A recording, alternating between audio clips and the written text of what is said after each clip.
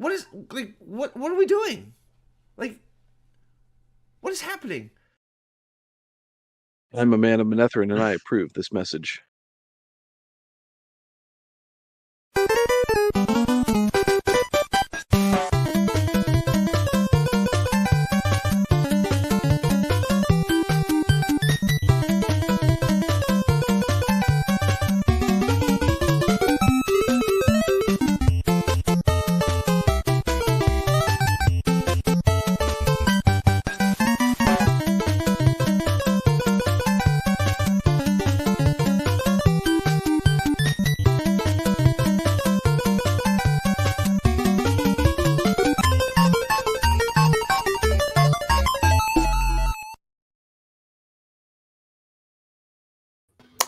What's up, everybody? Welcome to another Chillporeal, and this is going to be part two of my Chillporeal with Nathan. So he was the third ever Chillporeal. So now I decided, you know what? We have to make a sequel to that one. So what's up, man? Thanks for doing this. Am I the first Sequel? two-timer?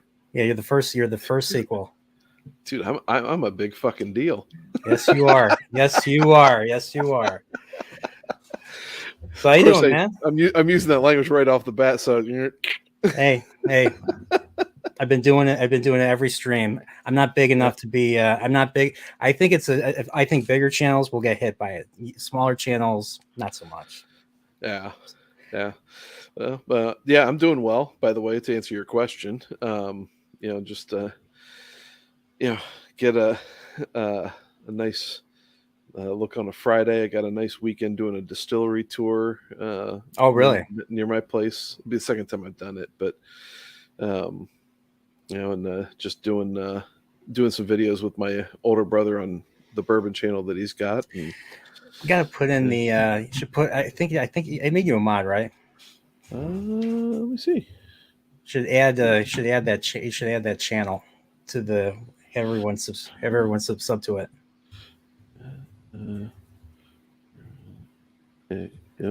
Spell it right first. So today what I'm drinking. So I already poured out the bourbon. So I bought some bourbon today. I am drinking Blade and Bow, and it comes with a key. I'm not sure what the key's for, but it's a nice little fun little thing. So that's what I'm drinking right now. So part of a series, actually. So there are kind of like Blanton's, how Blanton's has horses with letters on them to spell out Blanton's. So you can get 8 different ones to spell it out. Blade and Bow has a key, and I'm not sure exactly what it is that differs one from the next, but that's it. It would be cool, Nos, if it was that Keyblade from that game series that I unfortunately have never been able to play yet. I played a little bit of it and I stopped. Kingdom Hearts.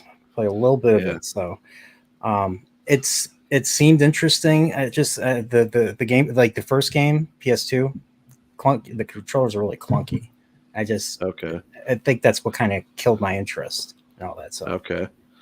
Yeah, I keep hearing the story is phenomenal. It's supposed to be a really good RPG, and it came out right around the time where I just kind of gave up gaming for a bit. I grew up temporarily, and PS3 go back every now and again. Yeah, and then it took for the third game. It took like 14 years.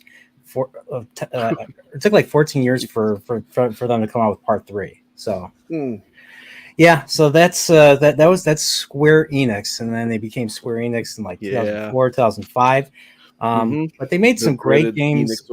Soft conversion. Oh, yeah, they made some great games before that. I mean, Final Fantasy IX, which is what you're currently playing right now, is a great example of that. And I had to recap. Now it's been years. See, I played 9 not on PS1 because I didn't own a PS1, but I don't know if you ever had a PS3.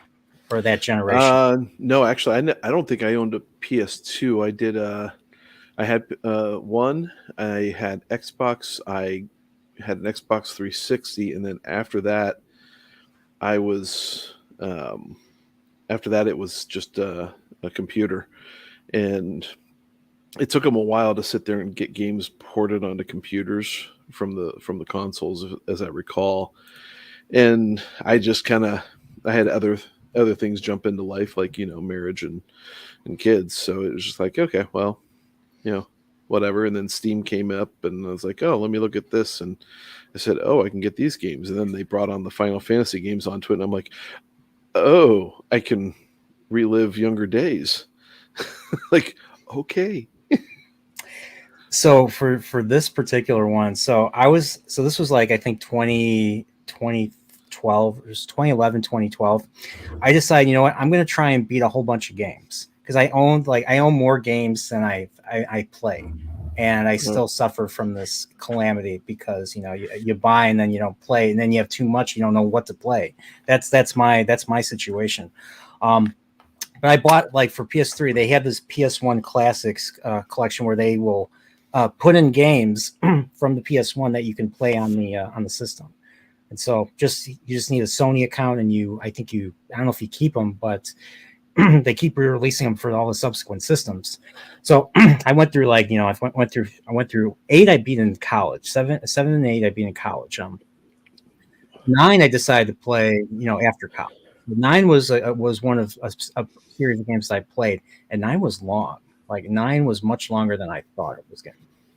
And that's the nature of playing a Squaresoft RPG.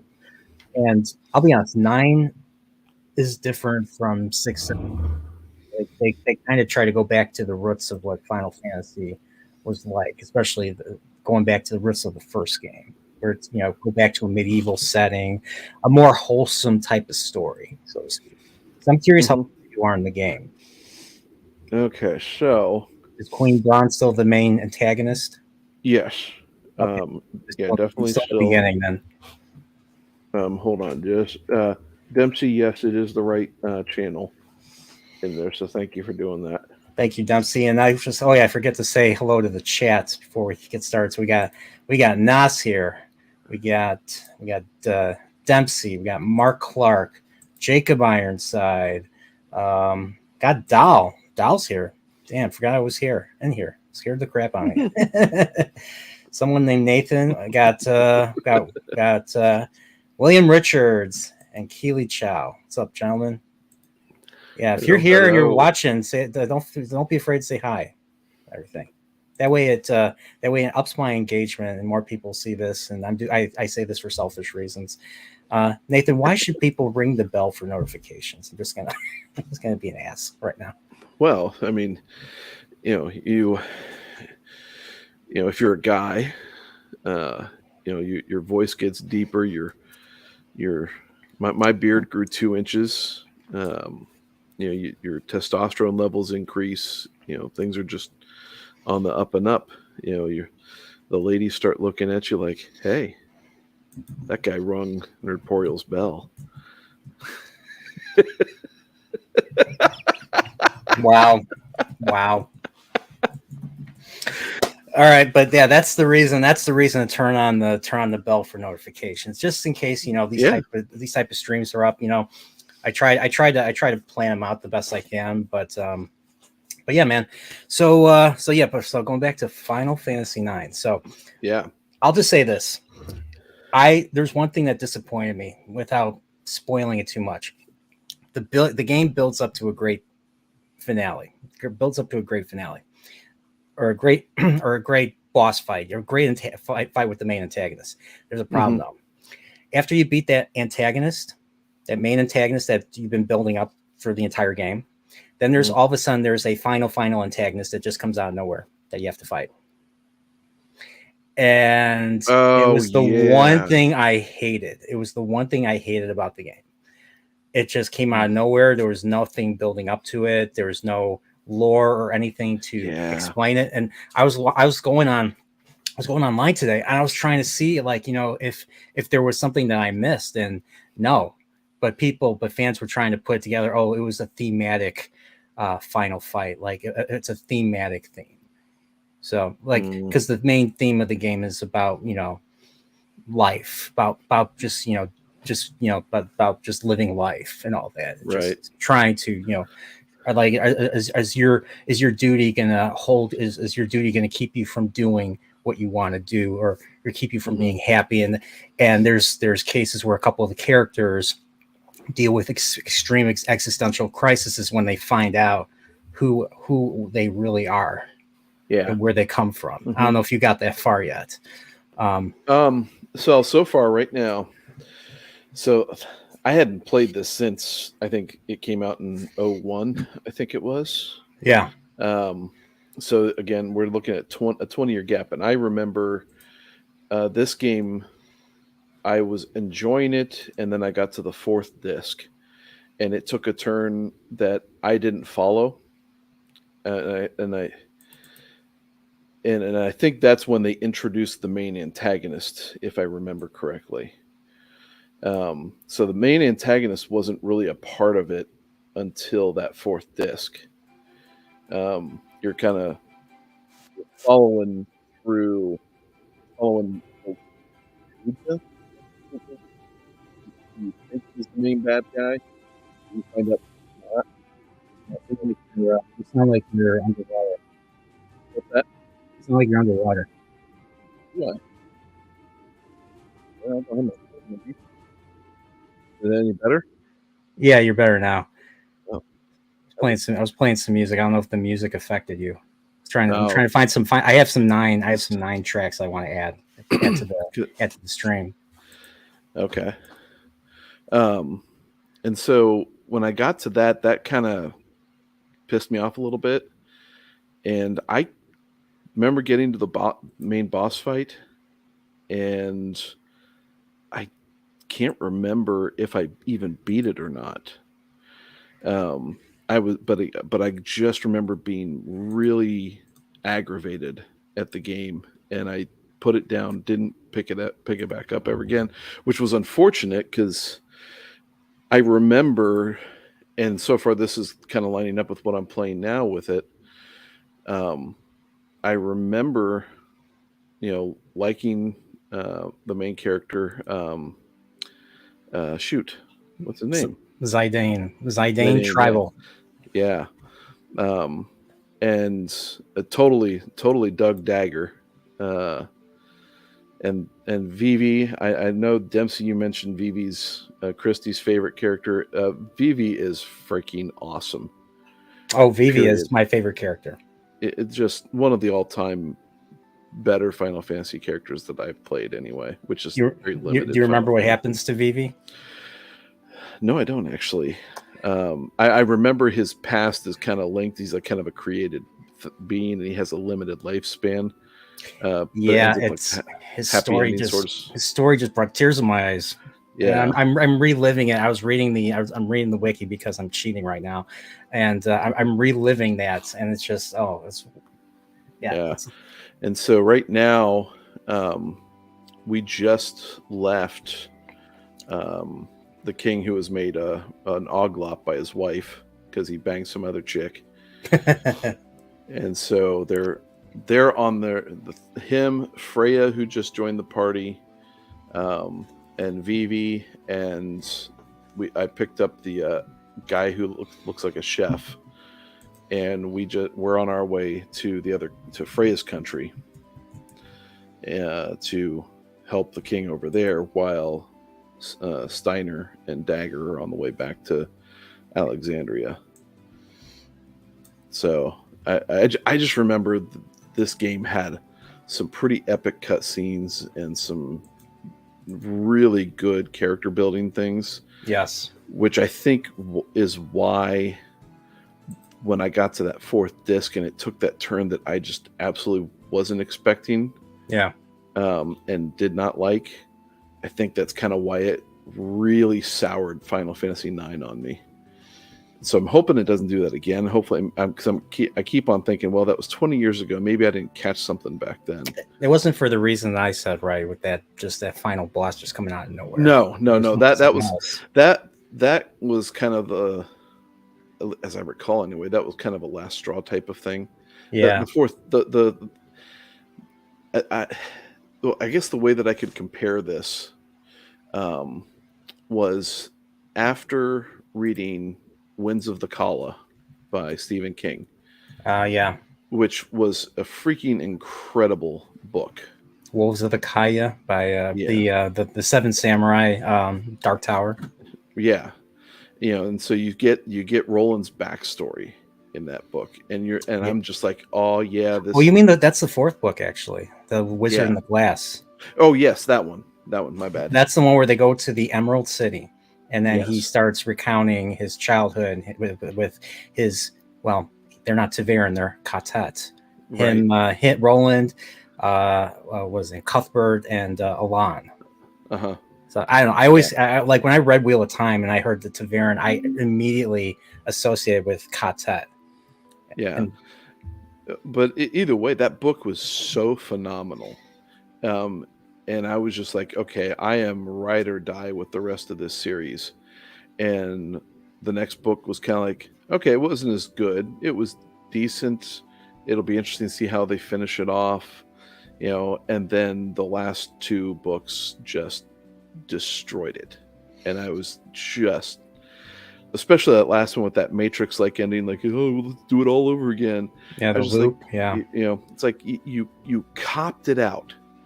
You know, it's like you had something fantastic, but you could and could have finished it off so great, and you did the recycle, and it pissed me off so much. I'm curious. I'm curious when you read that, like, what did you think? I mean, did you have any ideas or theories about what would happen had Roland, you know, when Roland goes into the tower, like, would have been like, you know, he get a wish or something, wish for his kingdom to return or something? I'm curious if you had any ideas of your own that would have occurred had he gone to the tower, or would have been just a temptation that he had to,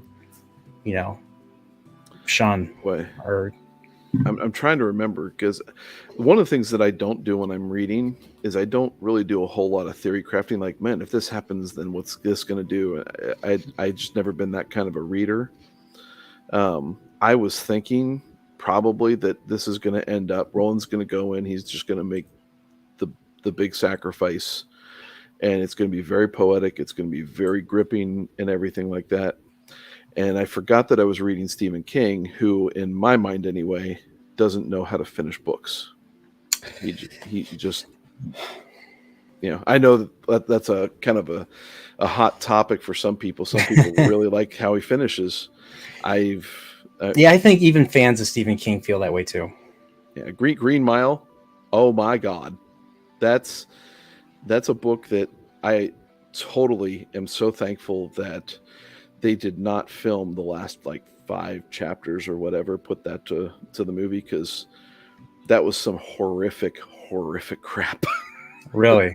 Okay. Oh, it was bad. It's like it goes in, like he watches his wife die in a car accident, I think, and it was very descriptive, and just all the tortures that he goes through. And it's like, yeah, they just kind of said, well, I watched my wife die and my children, and yes, I'll watch you die as well. There's a lot of darkness in those Stephen King books. Like, I mean, Cujo, for instance, the kid dies in the book. Spoiler, in the movie, of course, they're not going to do that. And then, of course, the infamous scene in It, in the first part of it when they're still kids and all that. Oh, isn't it like an orgy scene or something? Mm-hmm. I forget what they call it. It's like a ritual. The ritual of Chud, I think, is what it's called in the book.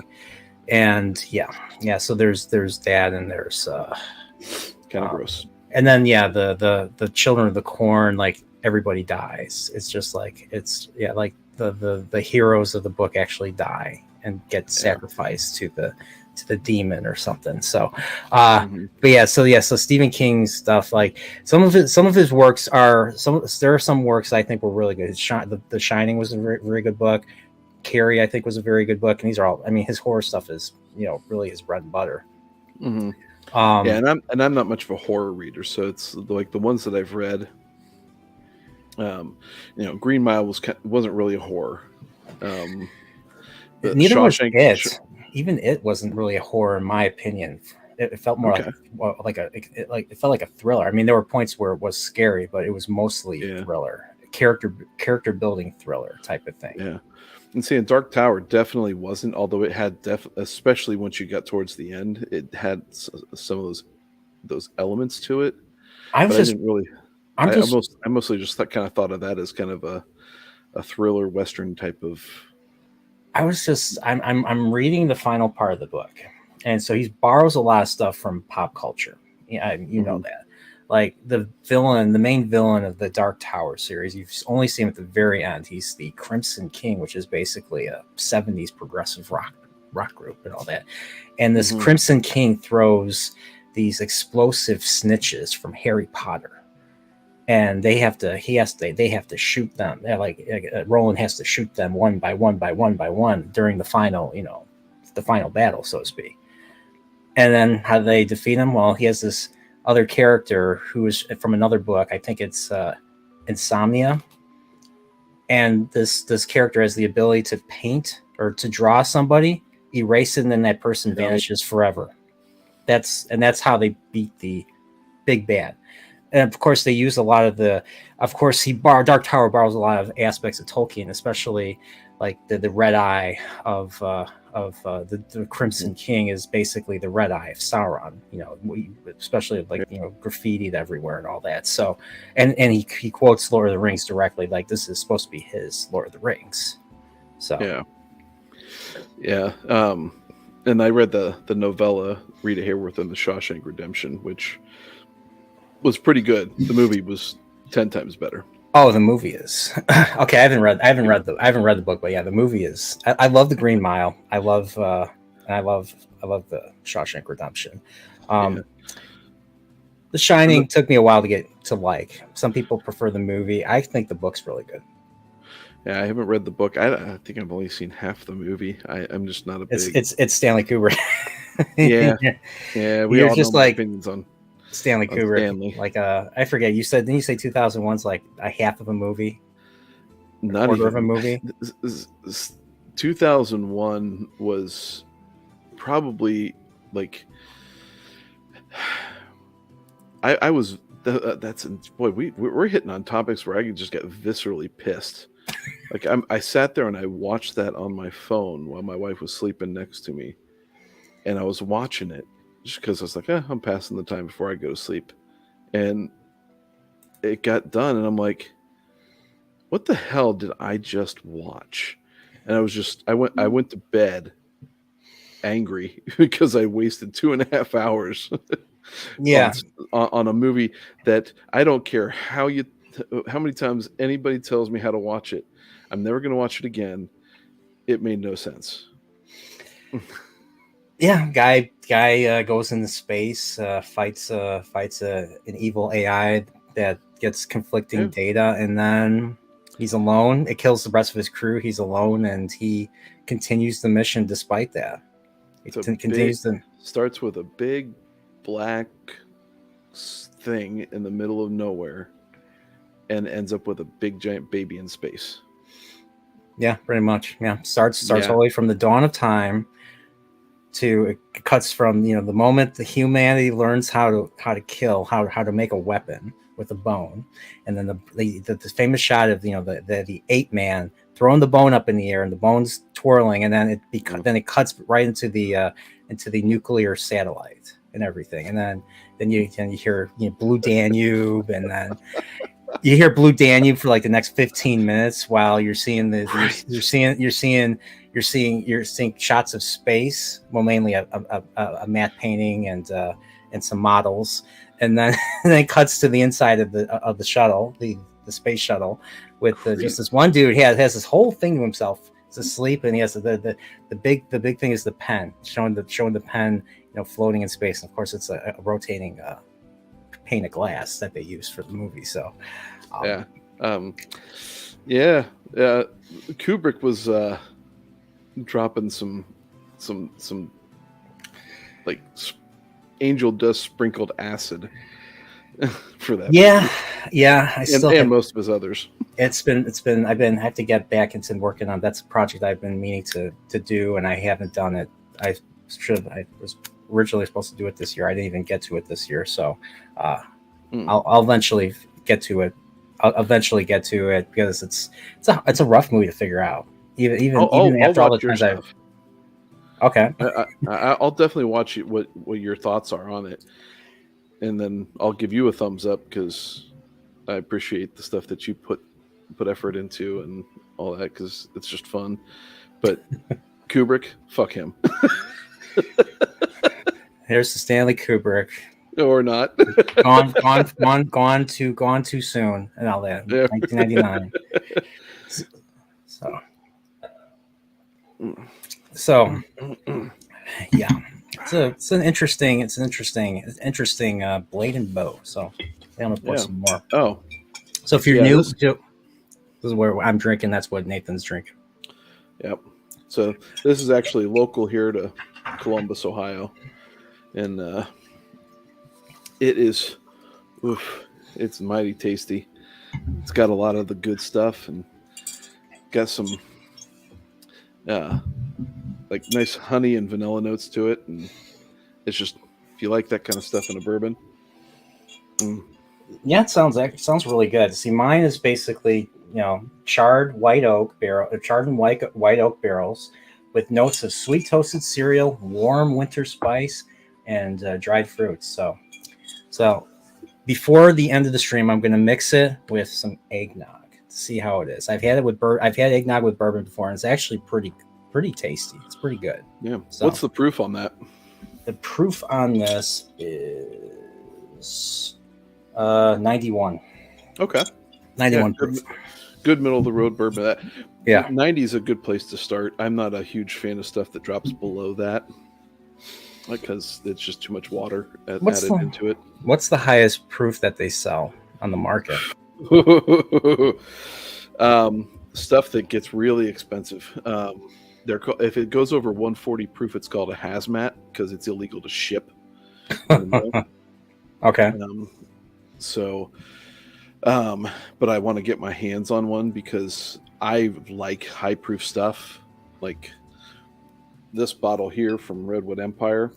This is 116.8. Oh shit.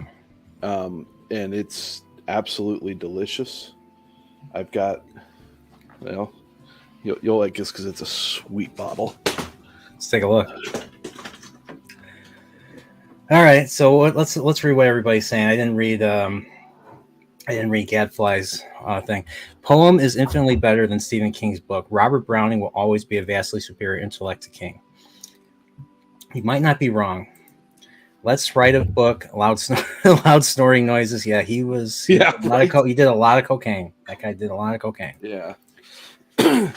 Okay. Al says the best advertisement for the movie version of The Mist is that Stephen King said the ending was more depressing than anything he could have come up with. Yeah, I think everybody dies, don't they, or something? I think so. Yeah, I haven't seen The Mist. I haven't seen it. I know how it ends. Like he ends up killing somebody as a mercy thing, and then the army comes through to save the day. Okay, and so he's just kind of like, I just killed people. So I was recommended Fairy Tale, which is I think his latest book. So Gray read it. He recommends it. He's a big Stephen King guy. My friend Marty recently read it too. So it's supposed to be like, I thought it was going to be like Eyes of the. I don't know if you ever read Eyes of the Dragon, which was Stephen King's fantasy that he did. No, I didn't. So it literally takes place in it literally is like a fantasy. It's like a fairy tales type of story where older brother gets so there's the evil Flag, the same guy that was Walter in the Dark Tower, same guy that was Randall Flagg in The Stand and all that. Yeah. So he's an evil advisor, warlock guy that basically poisons the mind of let's say the rightful king's younger brother. So the rightful king is kind of like Rapunzel. He's locked away in a tower and he can't leave, but he eventually, builds up the strength to escape, and then he gets his kingdom back and all that. And they fight and they defeat Flag. Flag, retreats because he's a big villain over a course of Stephen King's literary universe. So he does get killed in a very anticlimactic way in Dark Tower 7. He gets eaten by a spider, if I remember correctly. Yeah, remember Mordred? Yeah, named after King Arthur's son in Excalibur. That spider was gross sounding too. Oh, Yeah, I think the spider was born from because he had sex with a succubus or something in the first book. yeah. I'm trying to remember exactly where that came from. So, Yeah. and yeah, Mark Clark says Fairy Tale was good. So, So this is actually not a low proof, but this is a very cool bottle by Green River. It's like $35. Great stuff. so is that so? Wheat's the main ingredient. Is that what it Yeah. means by So wheated bourbon? it's a wheated bourbon because you usually have 3 grains. Corn has to be 51% or more, and then you have malted barley so that you can get the the conversion going for alcohol. Yeah. And but the other prominent piece is either going to be wheat or rye. And so wheaters have the wheat component in it. There are no rye. Most of them have rye components. Maker's Mark is a huge wheated company. They Yeah. don't sell any ones that aren't wheated.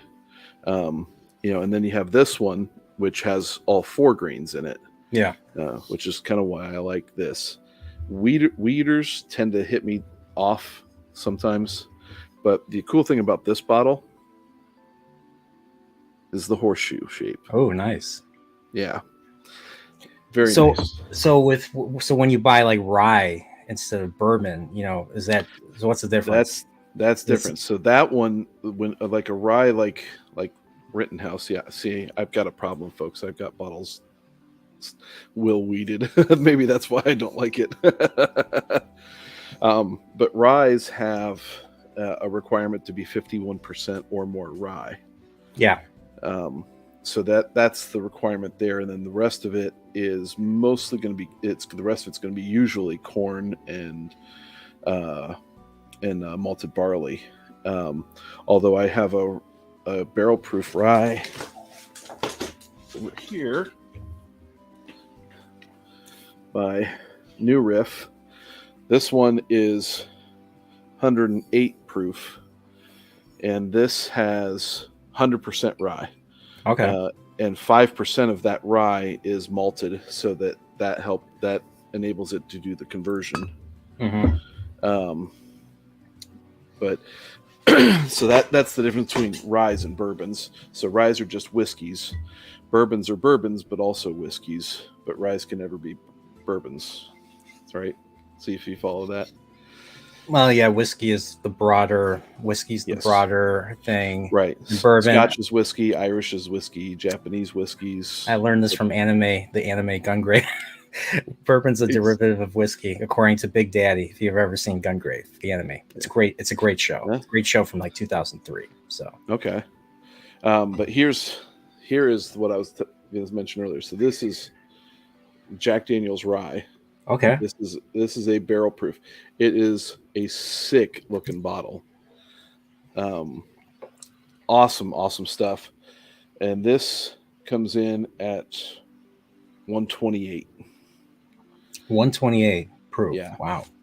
And there are plenty of them out there that top over 130. The hazmats are over 140.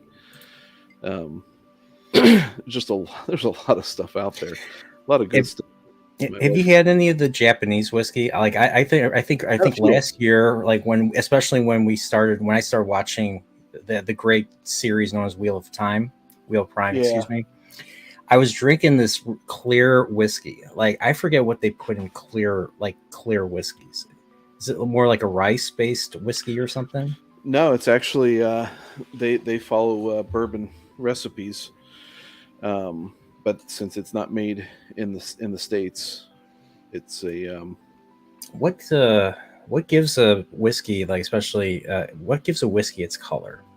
That would be the barrel. So the barrel itself. Yeah. So with whiskeys, you can put it in any barrel. You can just char it up and put it in a new barrel or a used barrel, whatever you want. But when you're doing a bourbon, you have to have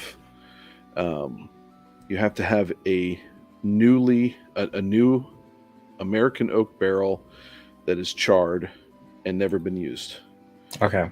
And then the minute that it goes in, then you can officially call it bourbon, and you can take it out whenever you want and finish it even in another barrel, like a rum barrel or whatever. But you have to start off with that. Thanks, Salty.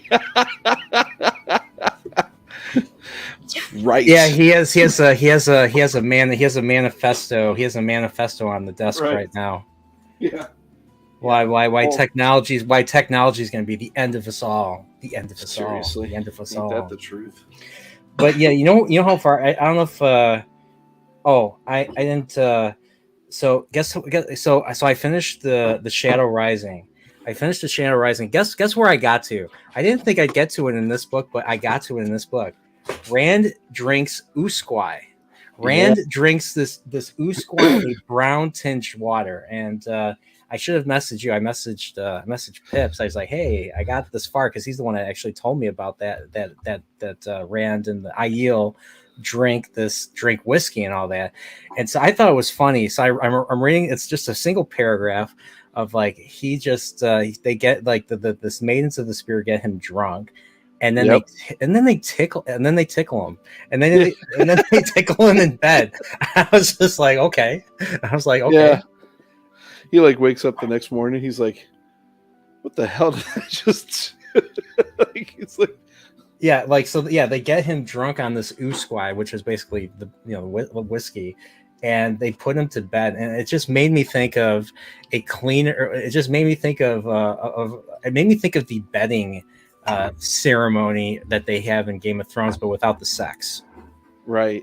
Because that's the first thing I thought when I was reading that. But I was just like, I read that. I was like, okay. So, here's to my boy Rand, and I finished the Shadow Rising today. So, just now actually. That's why I'm a little late with this. So I'm curious. I don't know how much you remember the Shadow Rising, but do you have a favorite? Do you have a favorite part? With you too. Oh, you did. So do you have? I finished it 2 days ago, I think. Okay. Yeah, all right. So the final fight, I had no idea what was going on. Like it's just like he's in a void, and he's walking, and there's these stone steps that appear. I think whenever he walks, I guess. And then Asmodean, the Forsaken, is the Silver Surfer without being silver, but he has a silver platform that I for a second I was like, is he running? No, the platform is moving him. And then they jump into a door, and then they're in Rhuidean. And so when I first was reading this, I'm looking at the names of the chapters, the Traps of Rhuidean. I thought Rand was going to go and undergo some sort of trial or something in the Traps of Rhuidean. Uh-huh. No, it was just traps laid by Asmodean and everything. So he fights like first I think he avoids some like razor thin ribbons or something. He avoids some razor thin ribbons, and then I'm trying to remember what happens after that. And then they fight over a Sa-Angreal, which is basically the person with the crystal ball from Kyrian. So they have the giant version of that. I'm not sure if the statue of it in Kyrian is supposed to be a Sa-Angreal or something like that. Yes. But he's fighting over it with Asmodean, and then he's like, okay, what do I do? I'm losing this fight. And he takes out his Sa-Angreal, the one that he used to travel in the first place. Not to travel, to use the portal stones in earlier in the book, and he uses that, and he cuts the cables of the Forsaken or something. And for a second I thought he killed him. Yeah, so very similar to what he did to Ishamael in Wheel of Time. He cut that big black cord that was around him. Yeah. So I mean that was that's the connection to the source, and so it disconnects him, but you kind of find out it's not really totally disconnected. He's just at that point they had exhausted themselves. That the only reason he won that battle was because he had that little Sa-Angreal with him, Yeah. and was able to extend himself a little bit with it. I'll be honest. I'll be honest. This felt less of an ending and more like a season finale. Okay, describe that. Yeah. Well, the first 3 books, everybody converged together and it felt like a definitive ending. Here it just feels like they just end like that. It doesn't feel, it just ends abruptly. Yeah. Everybody is everywhere else. Yes. So yeah, this one took me a while to read. Yeah, this one took me a while to read. So honestly, I was a little I hate to say this, but this might be my least favorite of the 4 that I've read so far. So yeah. So number 1 would be The Great Hunt. Number 2 would be Eye of the World. Number 3 would be Dragon Reborn. And number 4 would be The Shadow Rising. Okay. So this just felt like maybe it's because of my own expectations or something, based on all the things I've read, all the shows I've seen, and all that. Yeah. This just felt very underwhelming. Well, and part of it too is I liked that there were good chapters. There were a lot of great chapters. Oh yeah. The Aiel chapters with the glass columns I thought was excellent. I liked I'm trying to think what else did I really like. I liked Perrin stuff, the Golden Eyes, except I was a little disappointed with the role of the White Cloaks. So I was expecting the White Cloaks to do stuff. They didn't do anything. They literally did nothing. And that's how Jordan wrote himself out of putting Perrin in peril that way. I was hoping there'd be more stuff with the White Cloaks. I was hoping like Perrin and Dane would have to work together. One would save the other's life and one would be indebted to him. That's kind of what I was expecting. Like there's nothing with the White Cloaks. There's just like, it was just a way to not have Perrin, because Perrin swore, he'd go with them or he'd deal with it. So that's the one thing I didn't like about the Perrin stuff. Other than that, the Perrin stuff felt like there was weight. There was some stuff. There was weight. There's downstream impact with the White Cloak stuff and how it ended in this book. So I mean, it's one of the things, like if he had wrote it any other way, then the conclusions that he ended up with would have been difficult to get to, and so it was kind of like it wasn't really how it's ended. It was kind of like, okay, well, this is an unresolved thing, and it's going to remain out there, that Perrin still will have to deal with it, but it's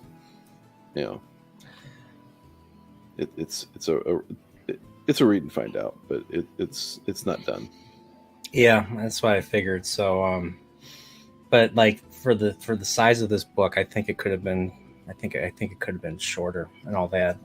Yeah. There was just a lot. There were a lot of chapters where I felt like nothing, like literally nothing, like nothing interesting was going on. And like I like good character development. I like good world building, like any other nerd. But it's got to be interesting. It's got to be interesting stuff. Like I was very underwhelmed by the Aiel. Ultimately, I thought the wildlings. I thought the wildlings in Game of Thrones were more interesting than the Aiel.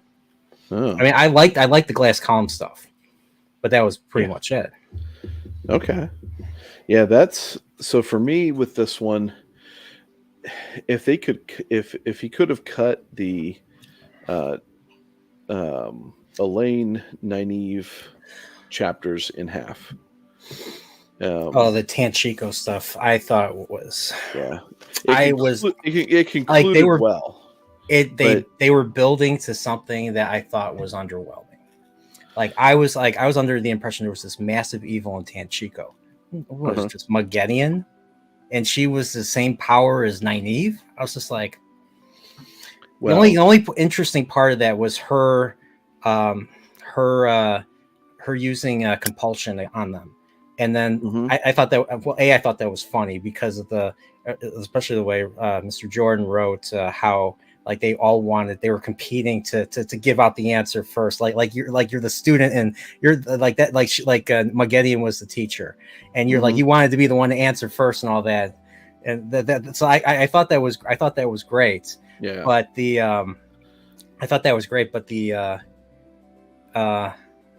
yeah, but I was just like, that was the evil that everybody was afraid of in the beginning. The fact that Lan was telling, Tom Maryland to go with him.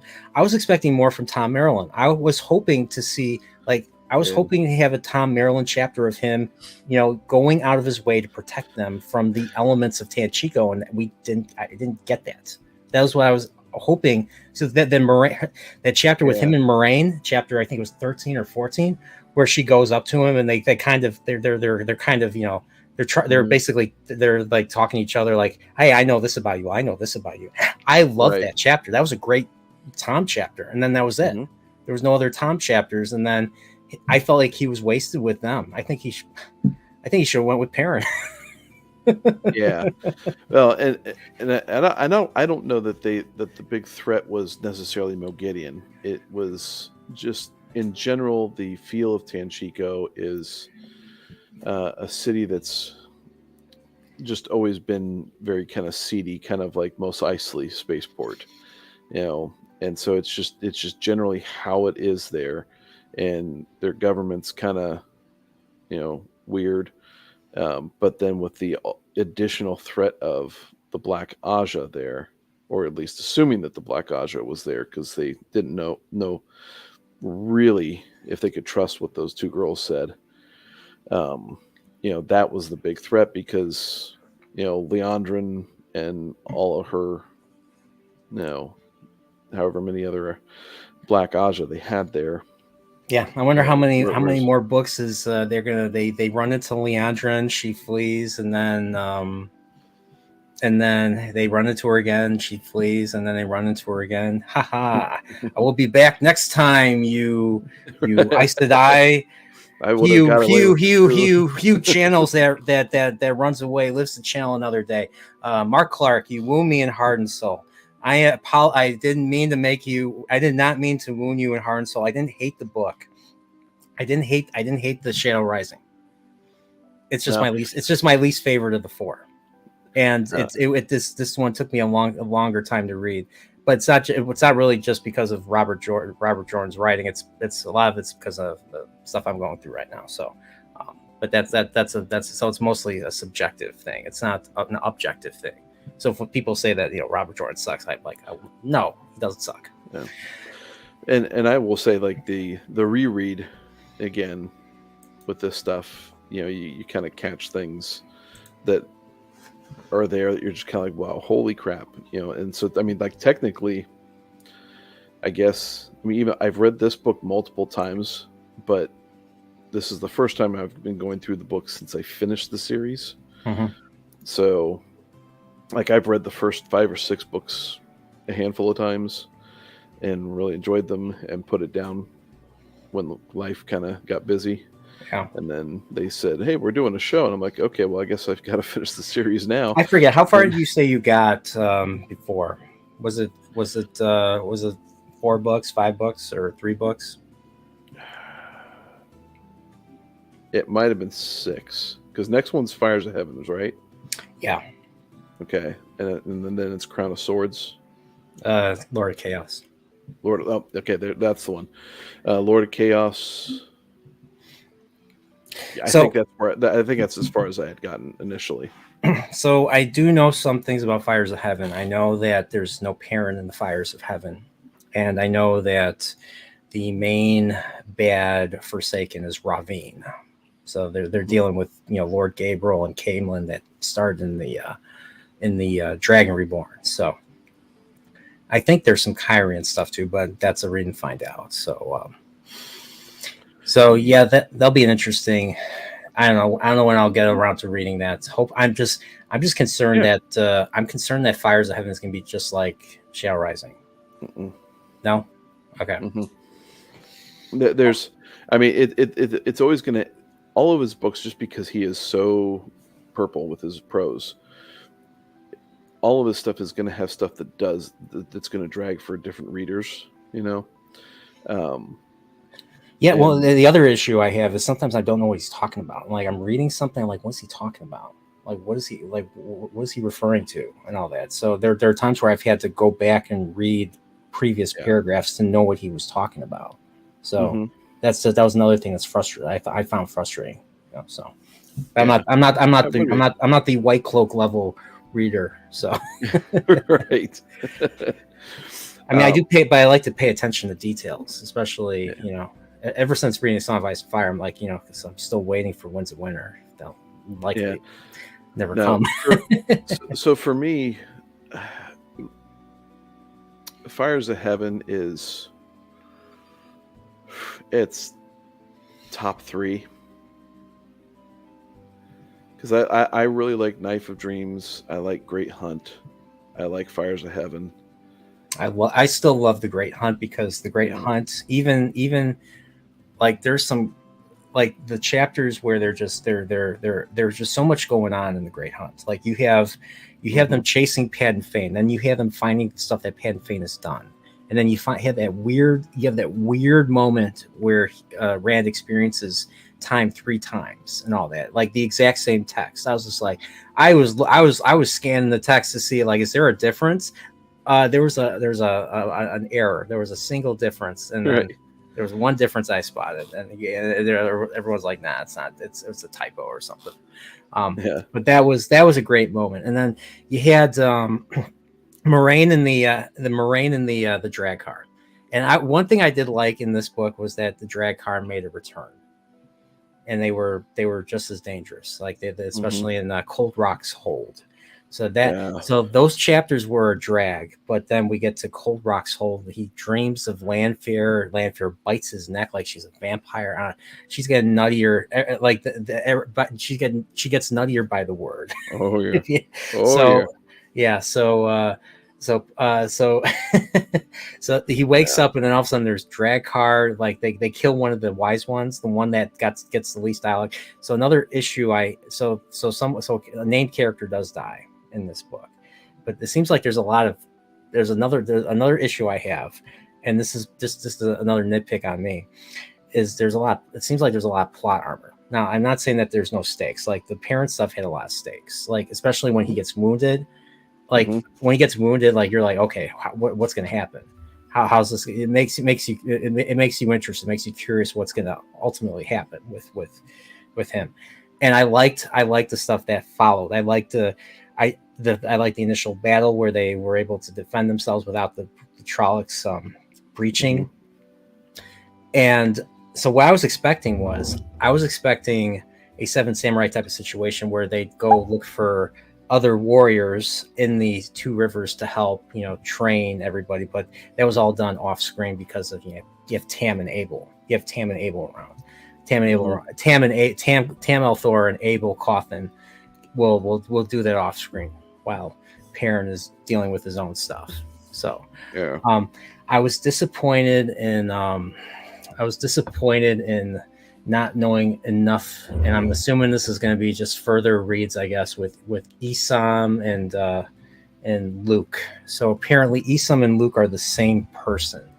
So I'm assuming in that Dark Prophecy, when they both go to the Mountains of Doom, I'm assuming they get merged somehow. So Isam is in the dream world and Luke is in the real world.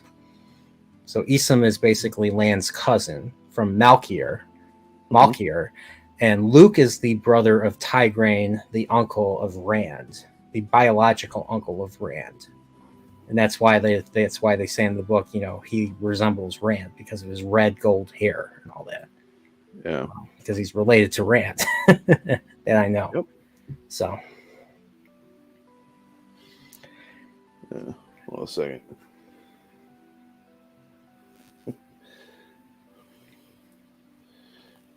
No.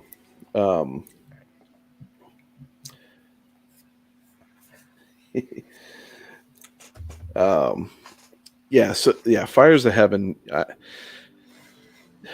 Stay away from the wikis. Make sure when you open Fires of Heaven, when it's time, Yeah, do not read anything else about Wheel of Time with that book, Okay. because that's got some stuff in there that one thing you for sure, without a doubt, it's been consistent with all of these books is he knows how to end his books. The fight scenes are epic. They are um, weird but descriptive, and but in a way that, like, I had to read Eye of the World, I think, 3 times before I kind of followed what happened at the end of that. It felt like the Shell Rising kind of followed that too, because then you have to go up steps to a door or something, if I remember correctly. Yeah, he was all over the place, and he was getting transported and all that. So the difference being now, as he's grown in his power, he's the one controlling it this time, instead of being controlled to, go to the gap and then go to this room where Shamael is and all that kind of stuff. It's here it was very much Rand is coming into his own with the power. He's figuring it out, and he's able to do things that Rand last book couldn't have been able to do. Yeah. And then with this one, there's just going to be even more stuff that's not just Rand. Matt takes off in this book. Matt really developed in this one and was freaking awesome. Yeah, he got the black spear. He got the black. Yep. He got the black spear. So yeah, the hat and the scarf. The hat too. And here's the thing though. So I'll give Robert Jordan this. He completely misdirected me. So I was thinking Asmodean was Kadir. He was not. He was the bard. He was he was the gleeman. He was what's his name? I can't think of his name. Jason Natale. Jason Natale. I was like, oh, okay. So that was Asmodean, and Lanfear was actually the fat Kyle, I think. Yeah. Yep. so everybody. So I was just like, because I was thinking that was her too. So I thought that Lanfear was Kyle, but I thought the other two, Kadir and what's her name again? I forget her name. What's her name? I don't see it. Where is it? The other one, the beauty. She I thought she was. I thought they were different Forsaken, but they're just people that traveled with them, and they're just. I guess they're just dark friends. Isendre, yeah, Staplebow got it. Isendre. Yeah. So. Yeah, so Isendre thought they were just fellow dark friends or something. They didn't realize they were Forsaken, and so, but yeah, I was thinking Jason was a different Forsaken. Like I thought, because like the whole all the attention on Kadir, I thought maybe Kadir is another dark friend or something, or was a Forsaken, but he's not. He's just a dark friend. So. Yeah, so yeah, it's just Asmodean and Lanfear. Yeah. So Asmodean basically gets. I thought he got gentled. I thought he got gentled at first. He got shielded. So shielding is temporary, whereas being gentled is permanent. I accidentally found out that they may not be the case. Yeah, so with Rand basically didn't really gentle him, but he cut those cables or those wire. So in the Eye of the World, they were described as cords or cables, and in this book they were described as wires. So I was not sure if they were the same thing. I think so. I could be wrong. But that's the same impression I got. when I read this, it was, I was looking at it like, well, he obviously didn't cut him off from being able to reach it, but at this point he was so exhausted he could not connect, and his actions with the Sa'angreal just weakened him to the point where he just could not pull. And so at that point, when Lanfear comes in, she, puts a little shield on him that says, well, it's only temporary. He'll eventually connect back, but you got time to learn from him. Yeah. So right here, larger expanse of scope is what raises the stakes. The world being bigger to the reader shows that there is more to lose and more enemies at the door. I did not, unfortunately, I did not feel that way, because I did not feel that way. Maybe I'll feel that way in future books, but I felt like I miss Balsamon personally. I miss Balsamon personally, because Balsamon was a great overarching villain in the first few books. Like, he was there. He set the stakes and everything. And the Great Hunt, big part of it was Pat and Fane. And then Dragon Reborn was different, even though Balsamon was still around. But the fact that Rand was gone and Rand was being weird and all that, making bodies kneel to him and all that, I'm kind of disappointed that didn't really follow up in this. But I'm assuming that's a plot point for a later book. So, but like, it just felt like there was just a lot of character. There was a lot of, there was world building in this book, obviously, especially with the Aiel.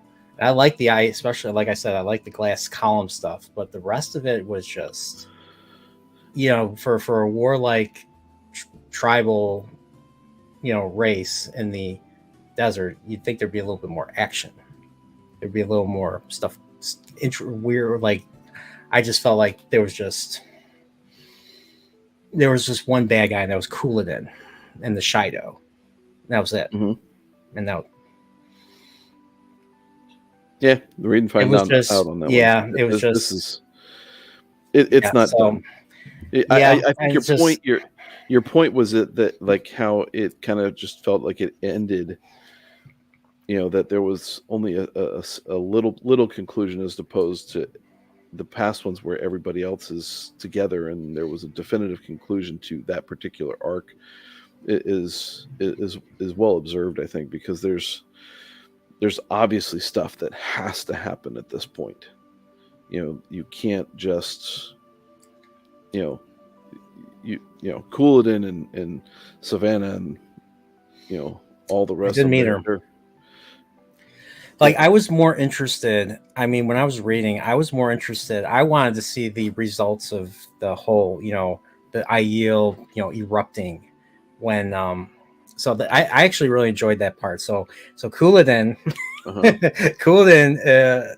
Let's just say Couladin reminds me of certain politicians nowadays. And so there's a lot. The projection is strong with Couladin. And so the thing that wasn't answered is how he got the dragon stuff on him. I'm assuming it was I assumed it was the Forsaken. I assumed it was Asmodean. I don't remember if it wasn't clear. I guess during my read it wasn't clear if that was answered. So, I wanted to see. So like when the whole thing starts and Couladin throws the spirit Rand, and then then pandemonium ensues because of that. And all of a sudden there's a shield up, and I'm curious, did the time freeze or something? The shield goes up around Rand, and all of a sudden Lanfear's in this, this dome around Rand, and it wasn't clear if Lanfear was in the dome with him. And she's just like, "Oh, you ruined my plans," or something like that by what? Revealing the stuff from Rodion, because that's basically what breaks everybody. That's what breaks the Aiels, because he reveals you're not supposed to talk about Rodion. When you go into Rodion, what you learn in Rodion stays in Rodion. Well, to counter Couladin's little hey, I'm the one who comes with the dawn. I literally came in with the dawn, here this morning, right? Yeah, I did that, and I got the tattoos on both arms. I got the dragon stuff right here, exactly what it is, and you can't argue with me. I'll have a counter argument to everything.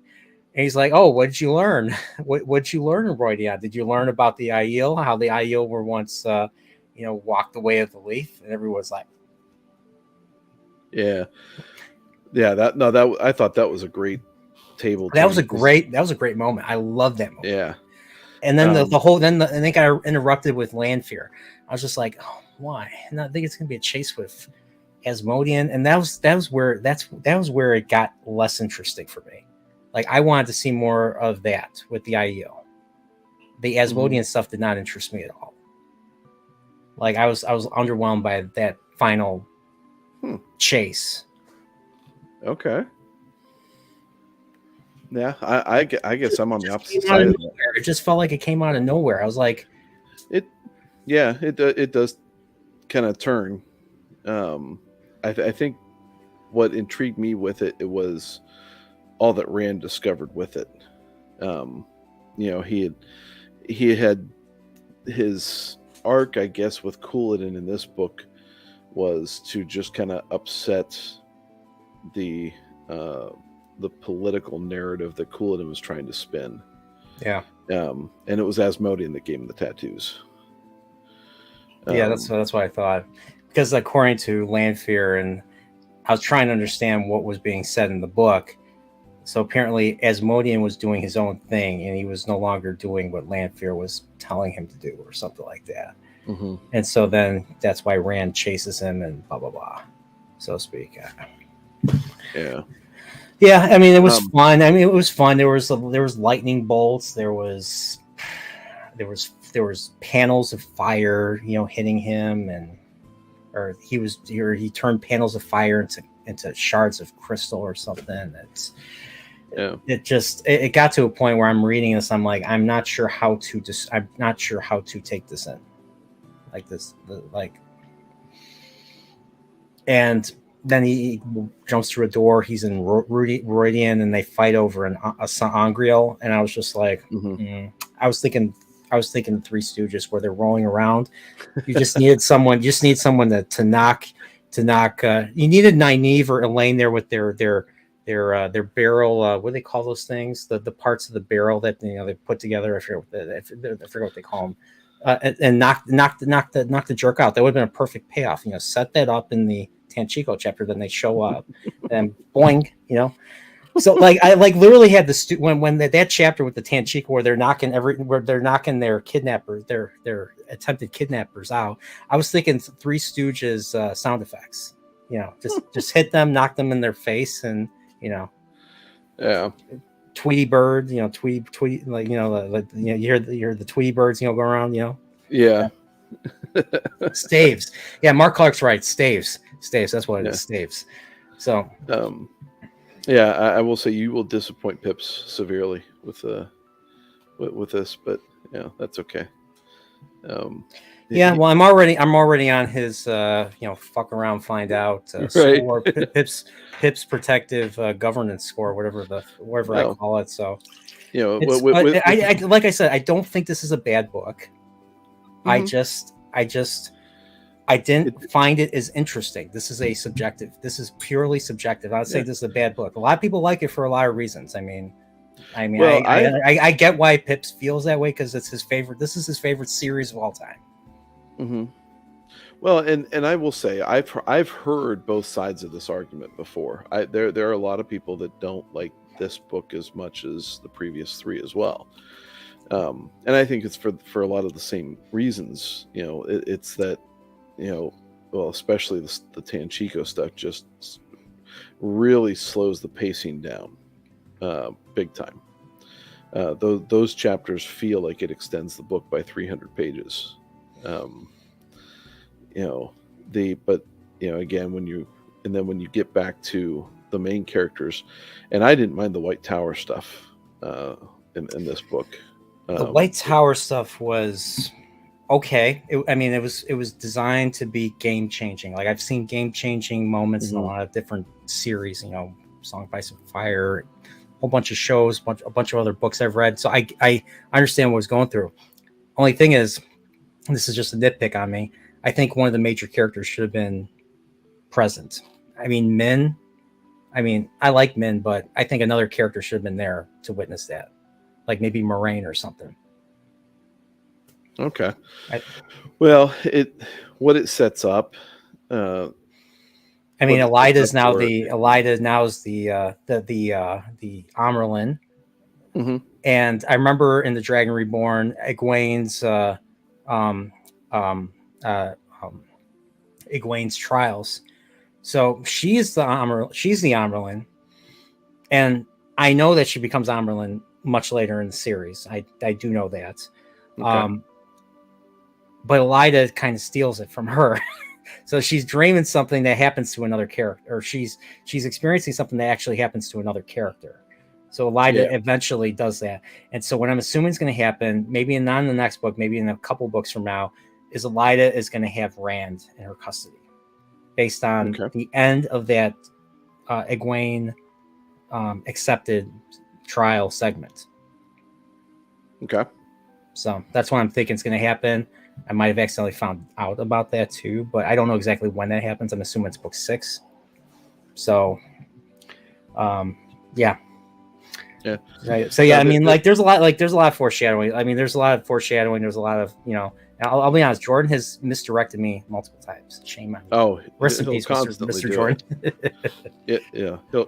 His stuff constantly does that to you, but I will not say this series sucks. It's just I don't like it as much as other people do. That's all. That's all. Well, and right now, I mean, you've been hanging around a bunch of people that, you know, that are absolutely on the hype train with this series. You know, we all absolutely love it. So that's going to build that up for you. And so if it doesn't live up to that expectation for you, you know, there's a bit of a letdown with it, and I totally get that. And I hear what you're saying. You're not saying it's a bad series. You're not even saying that the books suck in any way whatsoever. It's just that it's not S tier for you, I guess, if we put it on that little. Yeah, I mean, it's just like there's points where I'm reading it, and I just either I think about something else, or I fall asleep, and the Kindle falls right on my face. Because I lay down, I read it like this. I usually hold it with 2 fingers. Sometimes I hold it with, you know, both hands, and sometimes I will fall asleep and it will fall on my face. And I've gotten so used to it with this book. But like I said, and this is the thing. And I had the Dragon Reborn. Like that one chapter, the Egwene chapter, I really liked. I like those what if type of chapters, because it feels like there's a development, or like you said, there's foreshadowing, and there's a development there. So it gets me excited for the rest of the series. This I mean, I'm getting less and less interested in the Forsaken. Like the way the Forsaken were shown in the Eye of the World, Agenor and Balthamel. They were terrifying. They were great villains. Like, I wish there would have been more build-up to them. Like, the whole build-up in the book was about Balsamon, with Balsamon appearing to them. I would have liked to see something built up to Agenor and Balthamel. Like, I enjoyed, and I don't know why the show didn't. Well, the show sucks. The show is beyond saving, so I'm not going to even go there. But, like, they were bad, and they were terrifying. Like, I want a good, terrifying villain to feel the stakes are high. Like that's what I want. I mean, I'm not quite the intellectual. I mean, this is not like Wheel Time's not an easy read. I mean, maybe the earlier books were easier, but the Shadow Rising steps it up quite a bit. And so I had to actually had to look a lot of stuff up. Like there were phrases that I wasn't sure what meant. Like the whole Trollocs being half again as tall as a man. I'm like, half again as tall as a man. It was established that they were like 9 feet tall. So I'm like, half again. Oh, half again means 1.5 times. So that was and I said this in the Discord. I was like, "Oh, I learned something today," because I wasn't sure what he meant there. So yeah, so yeah, it's you're right. It's not an easy read, and what it is the complexity of the world that he builds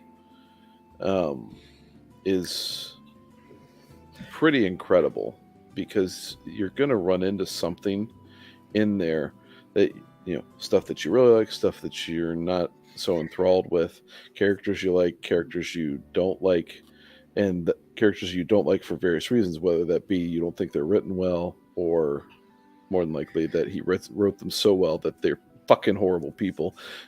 no, it's more subjective on my end. It's like things that I kind of wanted to see, and things that versus things that Robert Jordan actually put on the page. So, Okay. which, I mean, in some ways, maybe I want to be subverted or something. But the stuff that I was not interested in was what was on the page. So it's, once again, it's purely subjective for me. So, and with that kind of thing, it's one of those things where you just power if you can power through it. Yeah, I mean, I had I had Aldan, I had Gadfly, I had a whole Dane, even Dane. All just saying, just enjoy this. Try to enjoy this the best you can, and everything. So absolutely, that's kind of why I mean, that's why I'm still reading it. That's why I'm just, and and the fact that you're saying that Fire's Heaven takes it to a whole new level. So I mean, I mean, Pip said that that the series is supposed to get, the stakes get higher in each book. Mm-hmm. I just didn't feel that way for this one. So, I mean, yeah, no, you're just fine, dude. It's brought up some concerns. I have some concerns about the rest of the series, though. I mean, and I heard about the slog. I'm like, if I don't enjoy this, there's no way I'm going to enjoy the slog then. Well, the good. I like Pips's perspective on this, and I think it's the same that Alex has said and Steve has said. It got known as the slog because there was time between the books that were not as good, that made it just feel like, when he did 2 or 3 of them in a row that were just not up to par. That and there were 2 to 3 years between books or whatever, however long it was. Yeah. All of a sudden it was a long time before he had a top-notch book, and then he came out with Knife of Dreams for his final book, and that one was Babe Ruth calling his shot, and he knocked it out of the freaking park. And basically said, "I'm back, but by the way, I'm not going to make it." Yeah, it's unfortunate. I got a question for you. It is. I got a question for you. Did well, I thought.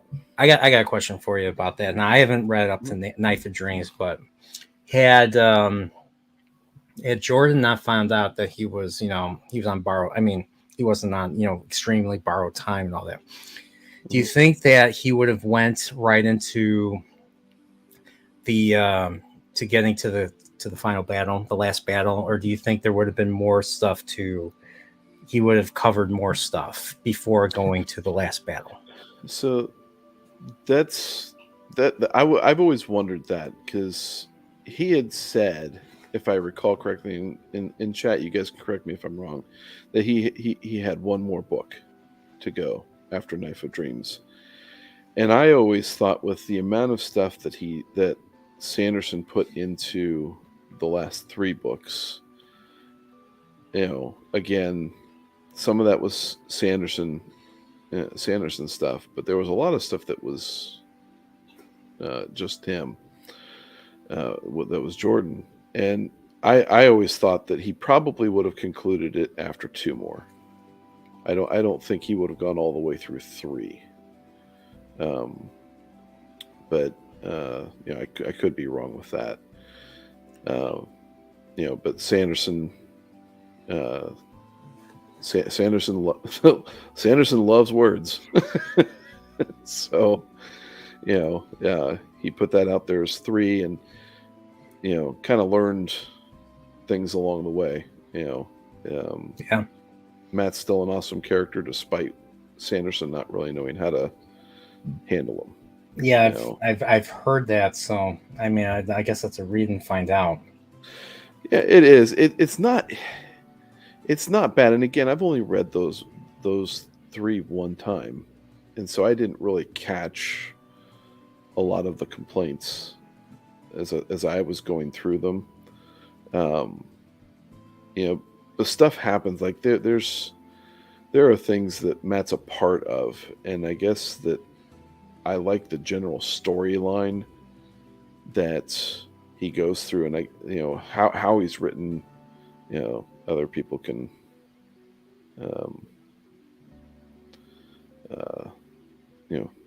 say that better than me, because I tend to read just to read and enjoy, and hopefully not hate like some things. Yeah. So Staple Bow said Jordan would be, or that A Memory of Light would be book 12, no matter how long it ended up being. Okay, that's what I thought. Ended up being 3 being 3 books long. I think that was like along the lines of like, if they have to invent a new way to bind, to develop a binding on books, that's what it would be. That I think that's what he had said. You can correct me if I'm wrong there, Staple, but I think that's how he went about saying that. I'm curious if they got to do that with another book in the certain series. That you know what I'm talking about. That's not ever coming out. I want to know what happened in those I want the build up to those battles. That's the problem with book 5. It builds up to like 4 battles. I'm drinking too much. I'm laughing now. Jesus.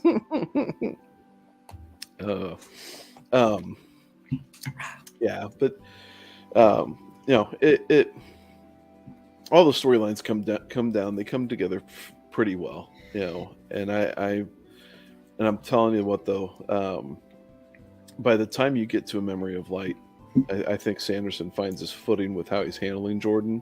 Yeah. It was a very good effort, no matter how much some will complain about Sanderson. There was no one else to do that, finish that series. I think that's why according to him, why he chose to do that, why he ultimately accepted the job, was because like he didn't think that anyone else could probably do it justice. Yeah. And he said that with, I think, a fair amount of humility too. He's like, well, he could sit there and complain about it if someone else did it, or he could try to do it himself and try to do it in an honest way. And being the fledgling author that he was at the time, 800 books ago. Yeah, 800 books ago. I think that's how many he's written so far. I think that he gave it an honest effort, did fairly good with just being true to Jordan's vision with the series. And A Memory of Light pays off. It's really, really good. Yes, Androl, and yeah, that would not have been in there. That's for sure. I have no idea what that is, so I guess that's a read and find out. So it is, and it's an unfortunate read and find out, but that's just kind of what it is. Yeah, again, you're dealing with books that are this thick, so you can't sit there and go through books like that and not have stuff that doesn't just kind of drag it down a little bit here and there. It's just impossible. So what I want to do right now is I want to share the chapters I really, really liked in the Shadow Rising. So even though like there's 58 chapters, there's a lot to read. This is a very thick book and everything. That's what exactly. And despite the fact that it might be my least favorite book, there were a lot of great. One thing Robert Jordan does not do is make bad chapters and all that. So Mm-hmm. and look who we got here, Eldan, one of my Eldan, I think I've had too much to drink. Eldan, what was I gonna say? My mantra. He's my mantra right here. This guy is my mantra. He's like, just enjoy it, nerd man. Just enjoy it. That's You're down under, brother. Am I down under, brother? All right, but like, so I think the Stone Stands is definitely S tier. Chapter 10 of this book is S tier by far. Mm-hmm. I'm not sure if it's my favorite chapter of the book. It's one of my favorite chapters in the entire series so far. So maybe it is my favorite chapter of the book. If I remember correctly, that's the one where he's with the little girl at the end. Trying to revive her. Yeah, it's yeah. Man, heart-wrenching shit. Man. Yeah. So that like the chapter, I think the previous chapter ends with him being attacked by a gray man. Gray man just gets in the room and he just opens the door and it's like you open the door and you get this great shot, which I know will not be in the series, but he opens the door and he just sees chaos. He just sees everybody fighting each other. Like there's Trollocs and there's Murdral and there's all the tyrant guards and the Aiel. Like the Aiel are dead. Like there's three. Like this book, I'll say this chapter really elevates the gray men. And then the later chapter when they get attacked by like by the drag car and all that, they think that the next move by the enemy is to use gray men, and so then they tighten up security around Rand. So I think so because they were introduced in the third book. The gray men were introduced in the third book, and everybody in our little clique, our little group, kind of really, say, hey, especially Steve's like, hey, these guys are important and everything. And I'm reading the Dragon Reborn, and I am unimpressed with the gray men, because the gray men are just getting dispatched left and right. I'm like, I can't know the stakes if they keep getting dispatched like that. This book, however, especially starting with the Stone Stands, shows you what they are really capable of. Even Rand himself, who is aware of the tiniest crack in like I'm saying at a desk right here. He is aware of the tiniest crack. Like that's where Rand is right now, and at my point in the story, and he sees a gray man walking into the room. Like they open the door and walk into the room. There's nobody else there, and he still doesn't notice them, or he doesn't notice a threat until right. And I mean that was the one thing. And the stakes that you see about what they had, came in. They had to dispatch the Aiel right outside the door too, if I remember rightly. Yeah. Yeah. So I mean, the Aiel are not because of the gray men. Yeah. And Aiel had been elevated in the Dragon Reborn, so seeing the gray men dispatch an Aiel elevates the gray men. It's so it's weird how that works in my mind. I've watched enough Star Wars, like you see who is stronger in the lightsaber fight and all that, so or a lightsaber duel, and current Star Wars is very inconsistent. Like they make stupid decisions now, but we're not talking about Star Wars. Yeah. Like Ahsoka being Darth Maul, come on. All right. Yeah. But like I said, the gray men. So the gray men were elevated, and then just Rand going out and fighting and having people following him while he's fighting, and they're fighting too, and losing the and him losing people and then gaining people to fight behind him. I thought it was awesome. Like I was just imagining it in my brain, and I thought it was cool. And I know they'll not do that in the show. They will not do that in the show whatsoever. And I can't even imagine Yosha, no offense to the actor, but I can't imagine Yosha saying, the stone stands, rally to the stone. The stone stands. Well, and that I think is directing there. I mean, because I think there have been moments where Yosha has been has shown forth that he's capable of handling something like that, but the writing and the directing have been so damn terrible that it just, there's no way. You know, that Yeah. that he has an opportunity. He'll have an opportunity to even get that in this show. I did like the math stuff. A lot of the math stuff I thought was pretty good. Like there was the chapter where he finds out. So he's the one that finds out about the White Cloaks going to. The White Cloaks are in the Two Rivers. Mm-hmm. Well, we find out that he finds out. We find out that he finds out, and he tries to tell Parrot, who already knew before we knew he knew. I like that. That was a decent chapter, and I'm trying to find the one with the doorway one was good. That's the one that Dane really kind of really elevated. Dane was the one that really said this is a chapter. This is a very important chapter.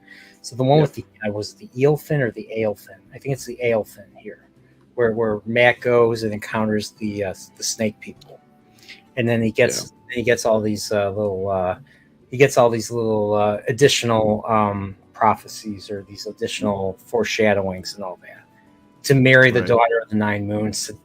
I have it up right here on my screen. So to die and live again and live once more, part of what was, to give up half the light of the world to save the world. So yeah, I spoiled myself. I know what some of these things mean. So yeah, that's not me though. So that's all right. I mean, it still doesn't change the story. I mean, it changes the reveal that you experience, I guess, with it.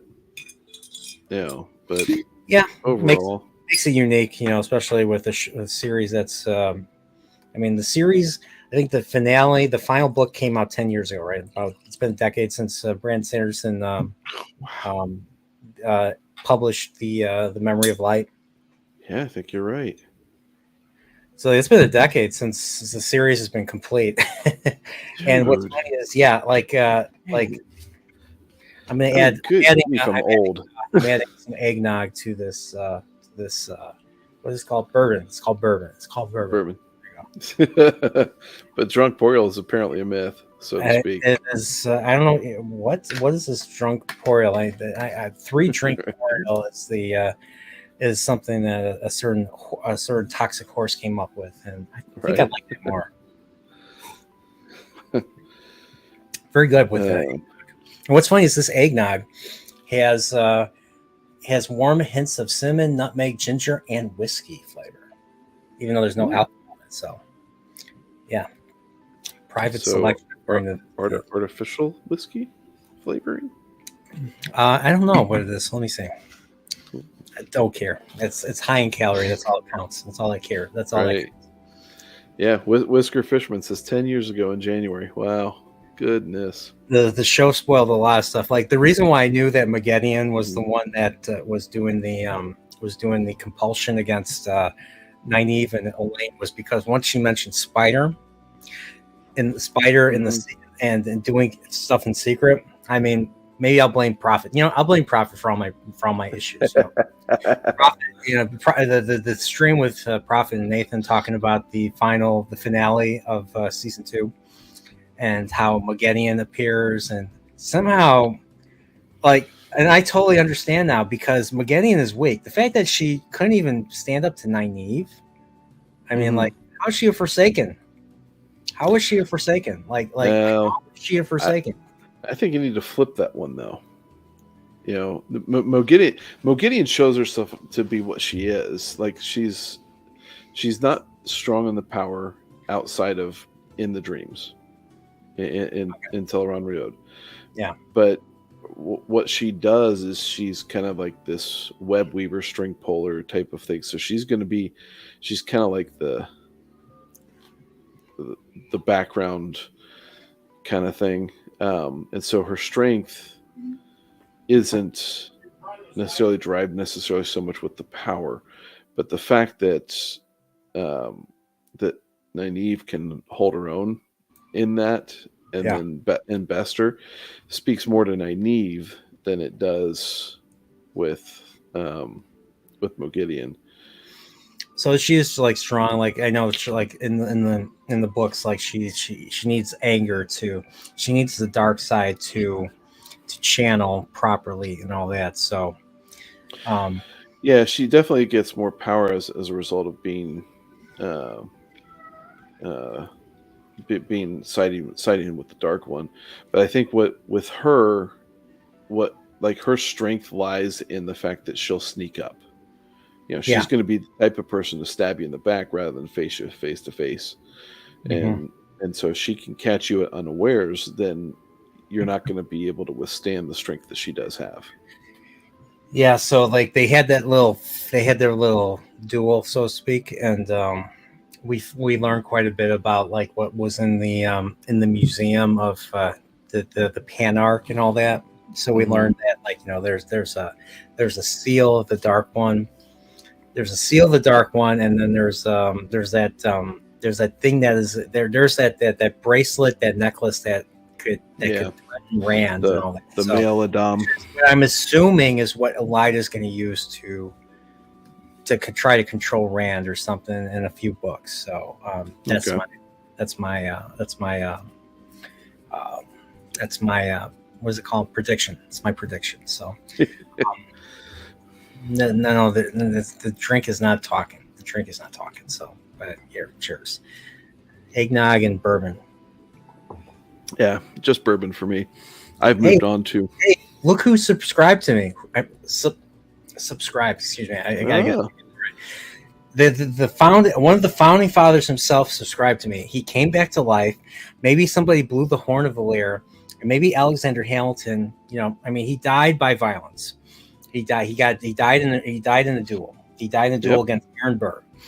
Maybe he's a hero of the horn. Maybe someone blew the horn, brought him back to life, and now he's subscribed to the Chillporeal channel and all that. So, Alexander Hamilton, the founder of federalism and the reason for all our problems. Excuse me.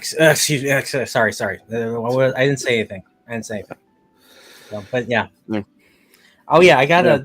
Don't you hear a transmission? I think I hear a transmission. Oh yeah, I thought that was some feedback, but I guess not. Yeah, I think there's a transmission right here.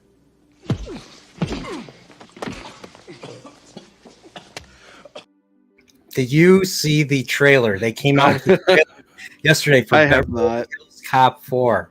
I have not. Is it bad? It is. You know, it didn't. I mean, 3 sucked. Let's be honest. Okay, 3. Okay, I still like 3. You had George Lucas in the movie as a cameo. You had Scrooge McDuck as the owner. Well, the actor that voiced Scrooge McDuck was the owner of the park, and yeah, I forget what the name of his character is, but yeah, the same actor, Alan Young from DuckTales, from Mr. Ed and all that. Yeah, woohoo! Yeah, there you go.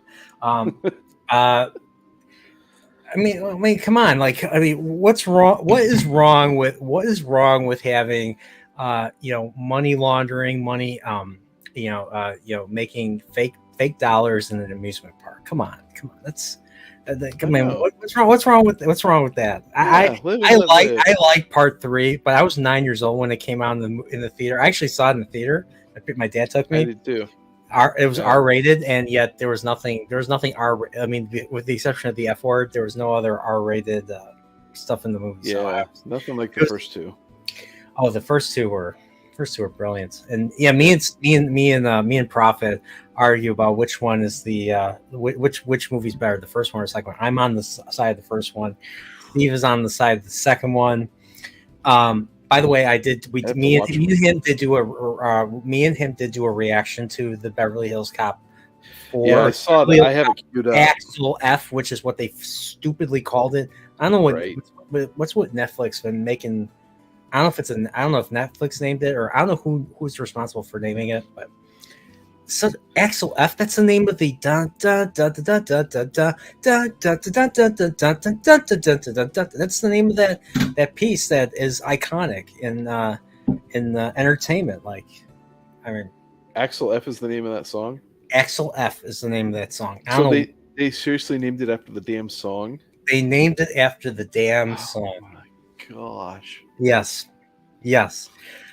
But definitely check out that. Definitely check out that that video. Yeah.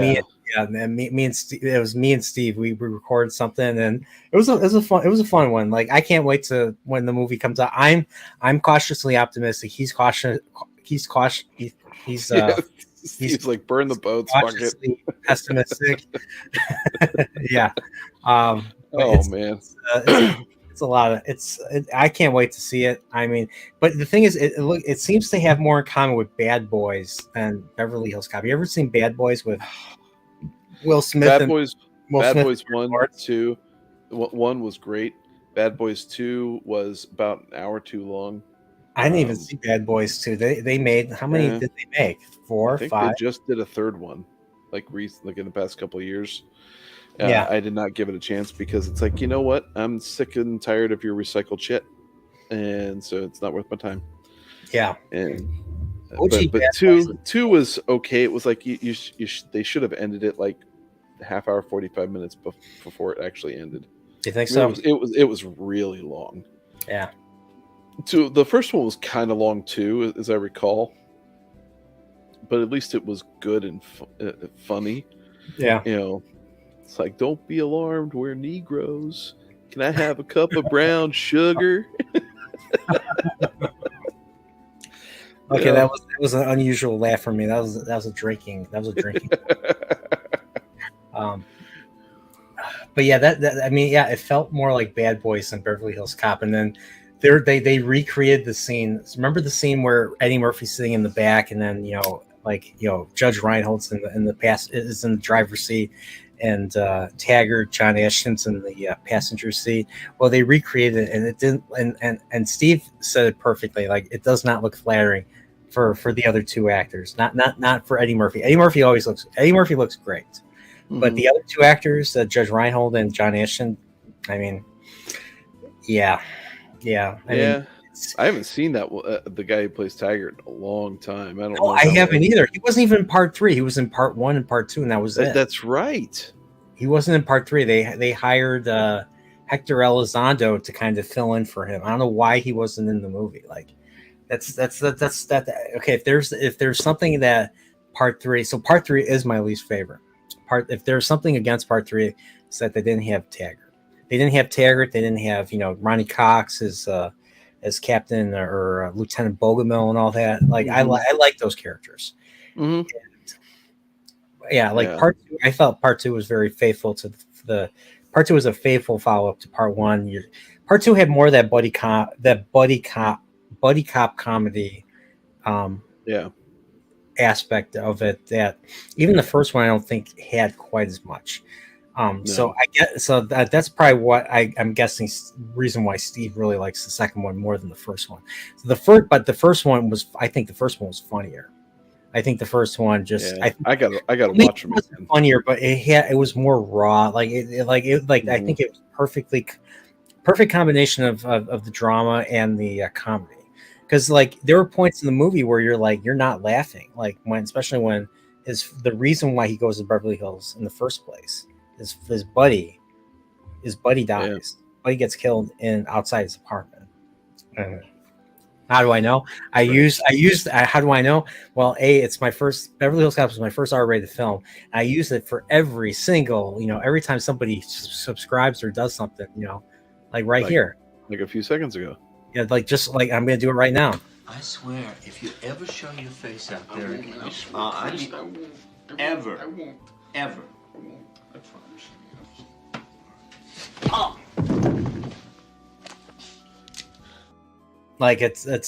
It's that dark, and there were times where I had to run out. I was a little kid. I'd run out of the room because I understood what was going on and everything. So, but. Yes, expect a Beverly Hills Cop retrospective in the future. I need to do that stupid 2001 one first before I do that. that would be another one though. The Beverly Hills Cop retrospective, that would be fun. If I started Reacher season 2, here's the thing.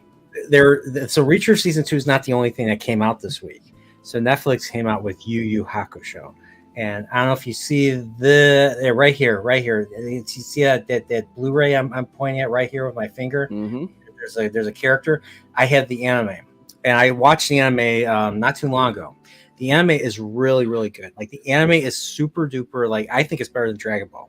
If you're familiar with Dragon Ball, I think it's a better Shonen Jump tournament based style series. Now I think this Netflix show is only 5 episodes, and they're going to somehow run through like 60 episodes, or maybe not even 60. I mean, they're probably going to skip the initial arcs, but they're going to skip through like 30 episodes of stuff for 5 episodes. So I'm curious. But the Reacher, I watched Reacher season 1. Reacher season 1 has high stakes. It actually So made good.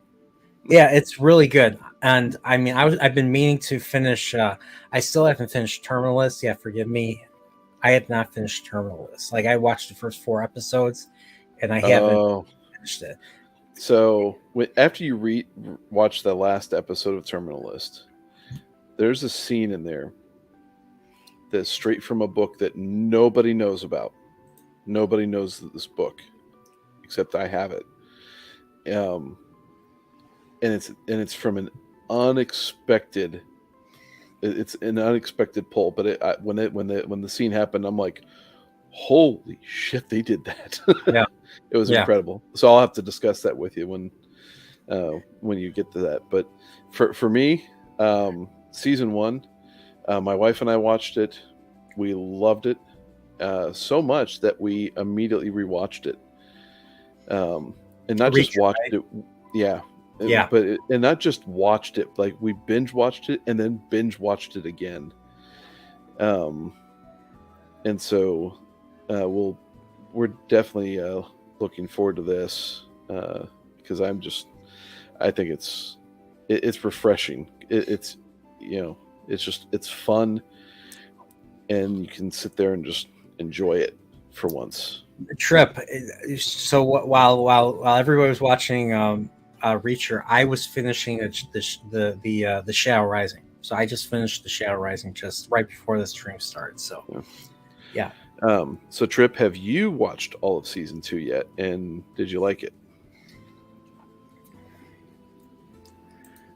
He says, "You guys sold me. I'm going to watch it." Nice, Whisker Fisherman. Yeah, Reacher's really good. Like you feel like there's a danger, like especially in season 1. Like there's literally these guys are killing people, and they're killing people, and they're getting away with it. Mm-hmm. And it just when ultimately our hero faces those guys that are killing people, it pays off greatly. Like it builds up well, and that's what I like about it. And it's so weird because it's an Amazon show. The same people that made Wheel of something. Yeah, Wheel of that, and then Rings of Mm-hmm. Sorry, it's not even a raspberry. Is not even worthy. The Rings of Power is not even worthy of the raspberry. So Rings of I'd fart if I could, but I can't fart. So there you go. Rings of fart, I'll say. Rings of Drunkporial. Drunkporial is the myth. Drunkporial is the myth. Terminal List is good. It's not on the level of Reacher. You think so? No, not quite. It's still good. The first episode broke my heart. Like the first episode, the first thing I thought was Gladiator. Like Ridley Scott's Gladiator. That was the first thing I thought when I watched it. Yeah, I don't know. Maybe it's good. Don't get me wrong. It's there's with those 2 shows coming in kind of back to back on Amazon, it was kind of like, man, that's crazy. Like you can sit there and put very little money into these shows, and they come out amazing, but you sit there and throw money at something, and it's hot butt wipe. It's crazy. So as long as they don't sit there and bend the knee to societal standards, Reacher is one of those shows where sky is the limit. I mean, that guy has the author for that series, I think, is on like book 16 or 17. Yeah, Lee Childs, I think is his name. Yeah, Lee Child. Yeah. And I have not read a single. I didn't even know Reacher existed until the Tom Cruise movie came out. A while ago. I never watched those because I hate Tom Cruise, except as Maverick. Yeah, I liked Top Gun Maverick. But but yeah, is that the only thing that do you know? Is that the only thing that Lee Childs ever wrote was his Reacher series? Is it Uh, supposed to be like episodic, kind of like the Dresden Yeah. Files? No, the Dresden Files is supposed to be like 20. Isn't it like aren't they like at 30 books now? No, Dresden Files is like around 15 or 16, something like that. And I think he's going to around 22 or 23 or 24, or I don't know. But Yeah. he's got another series out too that he's done. Yeah. I just had the fourth book delivered to my house, and since I'm finishing the Silmarillion here very soon, and I just finished TSR, and I'm about to get what's the next Lady B Silmarillion stream? Bet this Sunday afternoon. all right. So all right. I'm streaming all day. I know. Like I wish I was as cool as you, Nathan. You know. Just, Shoot. yeah. I wish Dude, I was. As cool I get on those like it's been. I read Silmarillion after the Lord of the Rings Return of the King came out in theaters. Yeah. Because I wanted to know more about it, and I hadn't read it since. So I'm sitting here with Lady B on a stream where we've got High King Feanor and Gadfly on, and just listening to these guys talk about it. Those two guys are powerhouses, dude. It's fantastic. Like I'll sit there and put in my thoughts here and there, but for the most part, I'm just kind of like, boy, I am a square of window dressing on this screen. I've had both Gadfly and Feanor on Chillporeal, and Feanor all I asked were questions, and he answered everything. Like he knows his Tolkien better than. Yeah, he's an encyclopedia, and I get the impression with him that he'll sit there and read something, and I know it takes multiple reads, but the way that, because he's read it so much, it's almost like he just kind of absorbs it. Yeah. he can just put his hand on it and be like, okay, this happens here and this happens here. Yeah, like I was asking him every single question about like Middle Earth, like, and he was able to answer. Like I asked him about dragons, I asked him about like history, like Morgoth, like all the stuff that I knew about that I didn't read like any of the First Age, or like I didn't read the entire Legendarium. I mean, I'm a Hobbit and Lord of the Rings reader, and I didn't even. You know what's funny is I still, and this is gonna be terrible. This is gonna be terrible, but I still have not finished Lord of the Rings, even though we finished we finished with the White Cloaks months ago. I still have not finished because I had to skip chapters because it got to the point where I couldn't finish the book. But I did read the chapters that we were talking about for the White Cloaks, for Hips's stream and all that. Yeah. Definitely check out the White Cloak stream. I may know someone who made the intro to that stream. Some Chillporeal guy, I think. But like Chillporeal. Yeah, sober. Yeah. Well, what'd you say? Never mind. Chillporeal. That's not that. The Chillporeal is like all the time. So but before, to prepare for my stream with High King Feanor, I listened to. Have you ever listened to Andy Serkis's Lord of the Rings audiobooks? No. He is really good. Like I would give him a listen. Like I was listening to him him doing the House of Healing chapter in Return of the King. Oh, I bet that's and excellent. that was he knocked it out of the park. Like I was at work. I felt super duper emotional. Like it's supposed to be, it's an emotional chapter. I mean, this is the couple chapters after the Battle of the Pelennor Fields. And it's and the way the way that Andy Serkis just like conveyed the emotion of the scene and all that was just I mean, I had tears in my eyes.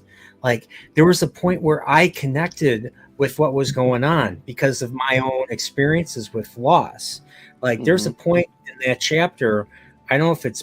I think it's I don't know if it's Pippin or Mary. I think it might. I don't know if it's either one. But the king died. King Theoden died. He's Yeah. gone. So is it And Mary? okay, Mary. And Mary himself says, I don't know if I can.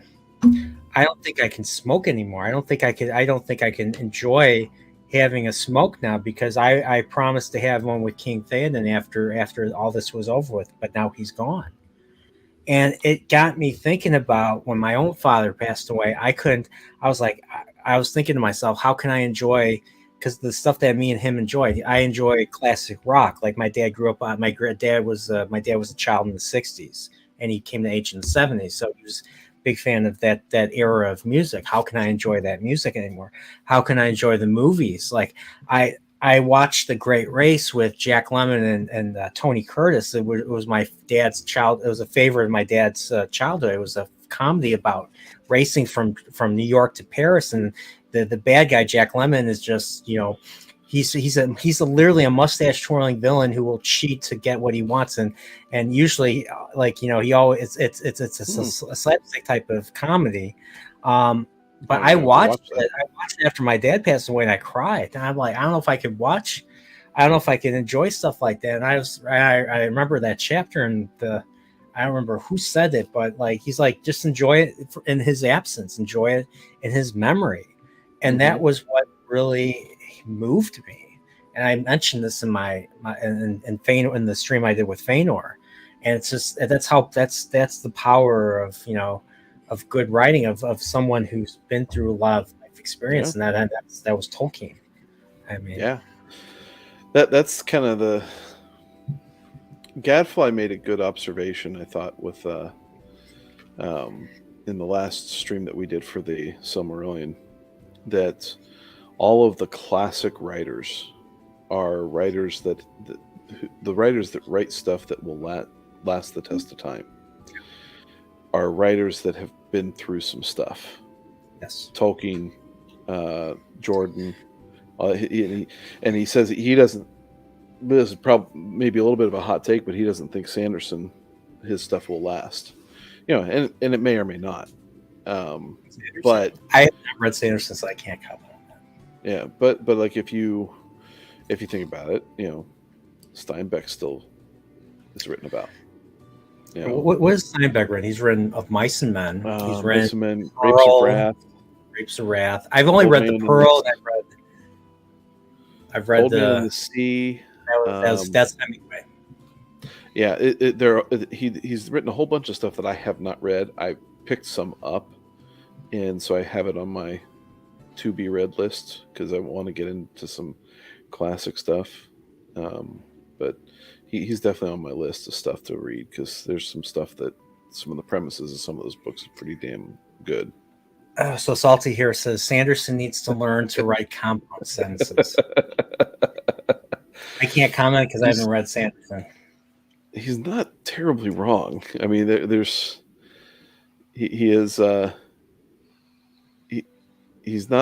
pretty simplistic in how he writes.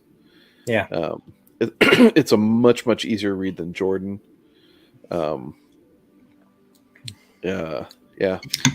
Like there's points where I'm like, what is Robert Jordan talking about? Like I have to like he's talking about things. I'm like, sometimes I have to go back a page to know what he's talking about, because he'll introduce some dialogue, and then he'll go into like several paragraphs of prose, describing roofs, or describing dresses, or describing the environment in general, and then he gets back to the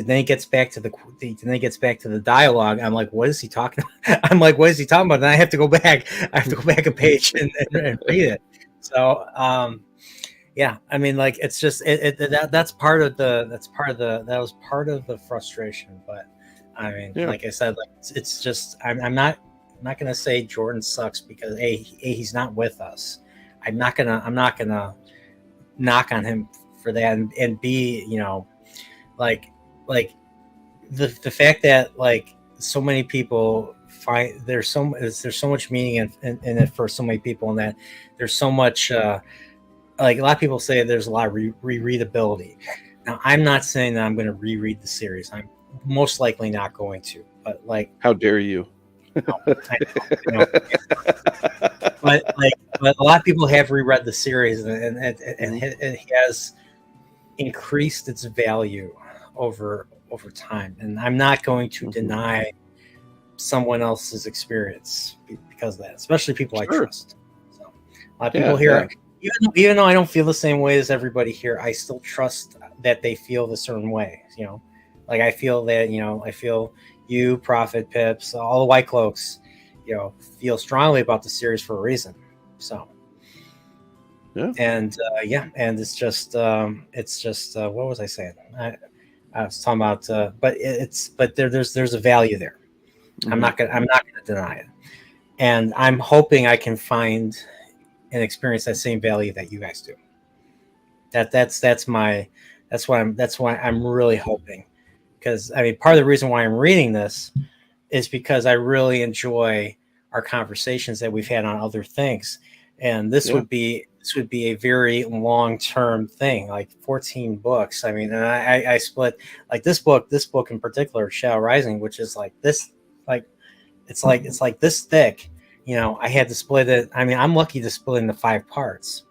I mean, I had one single session was just me and Dane, but like the especially the glass column stuff. It was just me and Dane talking, me and Dane just chatting for 5 freaking hours. So, dude, that's killer. That's a killer stream.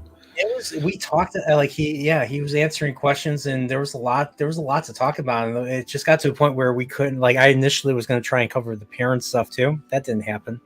We just covered all the rants. We just covered all the IEL stuff, that particular thing. Mm-hmm. Okay, can you comment on this, Nathan?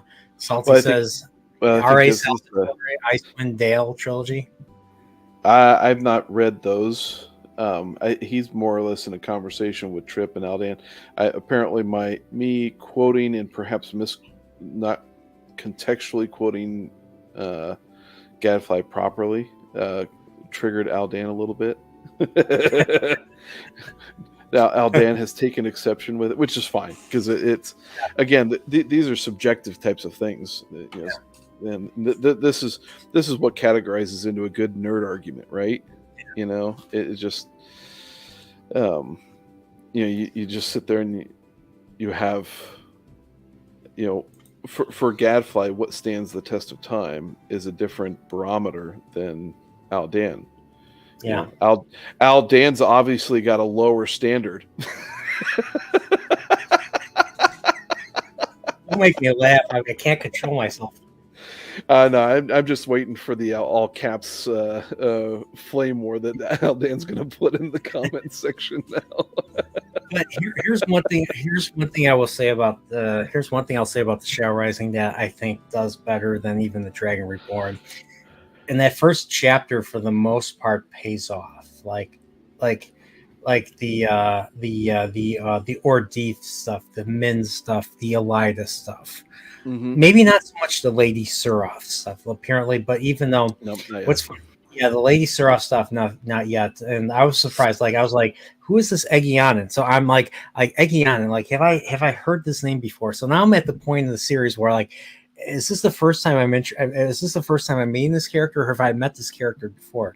So I didn't find out until and I'll say this: Robert Jordan does remind. He does do stuff that a lot of other authors don't do, and that's remind people of certain things. And so when Bale Dome and gets criticized for that severely. Yeah, I mean, I think I think it might be. I mean, I guess I could see that, but at the point, I understand why he does it, and I think it's probably a good idea to do it, especially a couple years since it's published. People haven't read the book in a while. People probably forgot certain details. So he just he reminds people of certain things that were established in earlier books. I'm fine. I'm actually fine with that. Yeah, well, in his defense, he's got a series where there are over 2,000 named characters. Correct. So when you run across Egyanin, it's like, well, have I heard that name before? I don't know. Yeah, I was just like, who You is know? this? And then Bale Doman recognizes her, and I was like, oh wait. And then I got my Great Hunt book. I looked up. I went back to the chapter titled Shanshan. I think that was chapter 29. Mhm. And I was like, it is her. It's Captain Egyanin. And it's the same character. You know, up on my shelf, I have a Wheel of Time compendium that is thicker than the Shadow Rising. Really? You know, so I mean, it's you know, Did Jordan write that? Did Jordan write the compendium? Or did someone... No, it was well, the names are hidden from me at the moment. It was his wife and somebody else. Yeah. I feel bad for Harriet. I feel bad for her. Yeah, so I mean, it, you know, but in terms of, you know, Tolkien, you know, yeah, finish it when you finish it. You know, it's great stuff. Like I've got a whole bunch of other of his books that I haven't cracked open, and yeah, but I've had them for a long time. Any of his Conan books? Oh, Jordan? No, I've got them on my wish list on thrift books, but I have not picked any of those ones up. I've heard they're really good, though. Yeah, Ethan, can you answer this? Can you answer this question, even though there's a period at the end of it? Because you know. Well, he did go off screen a couple of times for a brief minute, so I don't know if he did that. I feel happier than I feel happier than usual. I'll say that. So it might be a little. I mean, it's not because of this. It's not because of this. So it's the eggnog that went with it. The eggnog, yeah, the eggnog. See here, the eggnog has whiskey.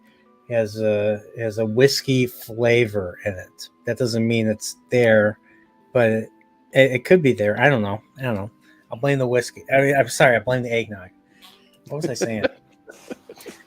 Like, it's been how long? It's been 2 hours. Yeah. So, but the S tier. So the Stone Stands is definitely an S tier chapter in the Shadow Rising. So like I said, it might be my favorite. It might be my least favorite book, but that doesn't. I don't think it's a bad book. Like there was a lot of great chapters. So another great chapters 25 and 26, Road to the Spear and the Dedicated. The glass column chapters where he he goes through, and I've said this in I said this with Dane. There's an episode of Star Trek: The Next Generation called The Inner Light, where Captain Picard experiences the life of another individual over the course of 20 minutes, and that's kind of what I compare it to. I think I swear there's an anime. I swear there's an anime that did something similar to this, where you go from different people, going from different experiences to experiences in the glass columns. You know, experiencing different lives. It's like how would you describe the glass columns? It's like an archive. It's like an archive of the history through the point of view of the ancestor of the main character, right? Yeah. And so I mean, and he's traveling backwards in time. Yeah, I thought that was cool. And that's the one thing I was noticing, like because they like in each segment they bring up another character, like an ancestor or a grandfather or grand. I don't know if it's grandfather or granddad or great father. And they would mention, and then that great father would be the focus of the next. What do you call it? The next vision, so to speak. Mm-hmm. Yeah, so I paid attention. I paid attention to that, especially starting with the first one. I was like, "Oh yeah, that is him." And then so we find out that it's his father, it's his ancestors. I think ultimately is what it comes down to. So Rand's experiencing the lives of his ancestors, and he finds out the truth about this, about the Aiel in the Wheel of Time, and I think that was the most powerful stuff, especially when they get to the point where some of his ancestors are practicing the way of the leaf, like total peace. You do not respond to violence no matter what, even if you get smacked, even if you get killed. You don't. If someone gets kidnapped, you don't respond with violence. If you respond with violence, you get shunned. You get kicked out of the. You get kicked out of the family. Is that? Especially the caravan. You're gone. It's I mean, well, and it highlights what happens later with Aram. Yeah. So, but Aram, like the Aram stuff was probably my favorite part of, like, it was a really powerful part of, I think it was episode 40, I think it was chapter 44 or 45. Something like that. And like his grandparents, was it, I forget their names, Rain and, yeah. I heard the grandmothers. I never remember her name. But they're just like, they totally disown him, and he's just like, how can you do this? Like my mother, my father, they got killed by Trollocs. How can you still feel this way? And it gets to, he asks parents, like, can you teach me the way of the sword? He's like, I cannot teach you the way of the sword, but I can point you to someone who can. Talk to Tam Elthorn. I was like, yeah. I'm like, yeah. Like, I don't know. Like, I like Tam. Tam's just awesome. If you point to somebody who doesn't like Tam as a character in these books, I'm probably going to point you out to a person who also does not like the Wheel of Time. So Aldan says, honestly, I'll try my best to do Australian. Honestly, Nerdman, you should read Dresden, mate. Being Chicagoan, is that what you call it? you should get around Harry and his misadventures. So the plan is, I'm not going to read The Fires of Heaven right away. I'm going to actually read the first Dresden novel, because I didn't even know the Dresden Files existed until I've heard you and Steve and Pips and Alex. Everybody's talking about the Dresden Files, and I'm the asshole from Chicago here who has not read the Dresden Files. So what does that make me? Don't answer that. Well, I will say I've read the first 3. I'm about to start the 4th. Oh, and dude, it is, and everything that I've been told is like the first 2 or 3 are kind of warm-ups, and then it just freaking shoots through a cannon after that. And so I'm all ready to get in that circus, because the third one I thought was the kind of cannon shot, because I was just like, I started reading that and I'm like, okay, yeah, I'm on this train, because it felt like from about a third of the way into that book, I felt like I was reading the conclusion of the book, and it lasted for the last like 200-300 pages. I was like, yeah, sold, done, take me. It's like I does it follow like a particular arc, or is every book like an episodic, like an episode of Columbo, or like an episode of OG Star Trek, where it's completely episodic? From what I understand, it's they are semi-episodic, so they're contained stories, but they have that overarching thing. And Aldan, you can correct me if I misstate that or if I'm on point. He's on a reread. Yeah, I will say this is a series I totally expect to go back and reread, and I'm just saying I'm on the 4th one. So okay.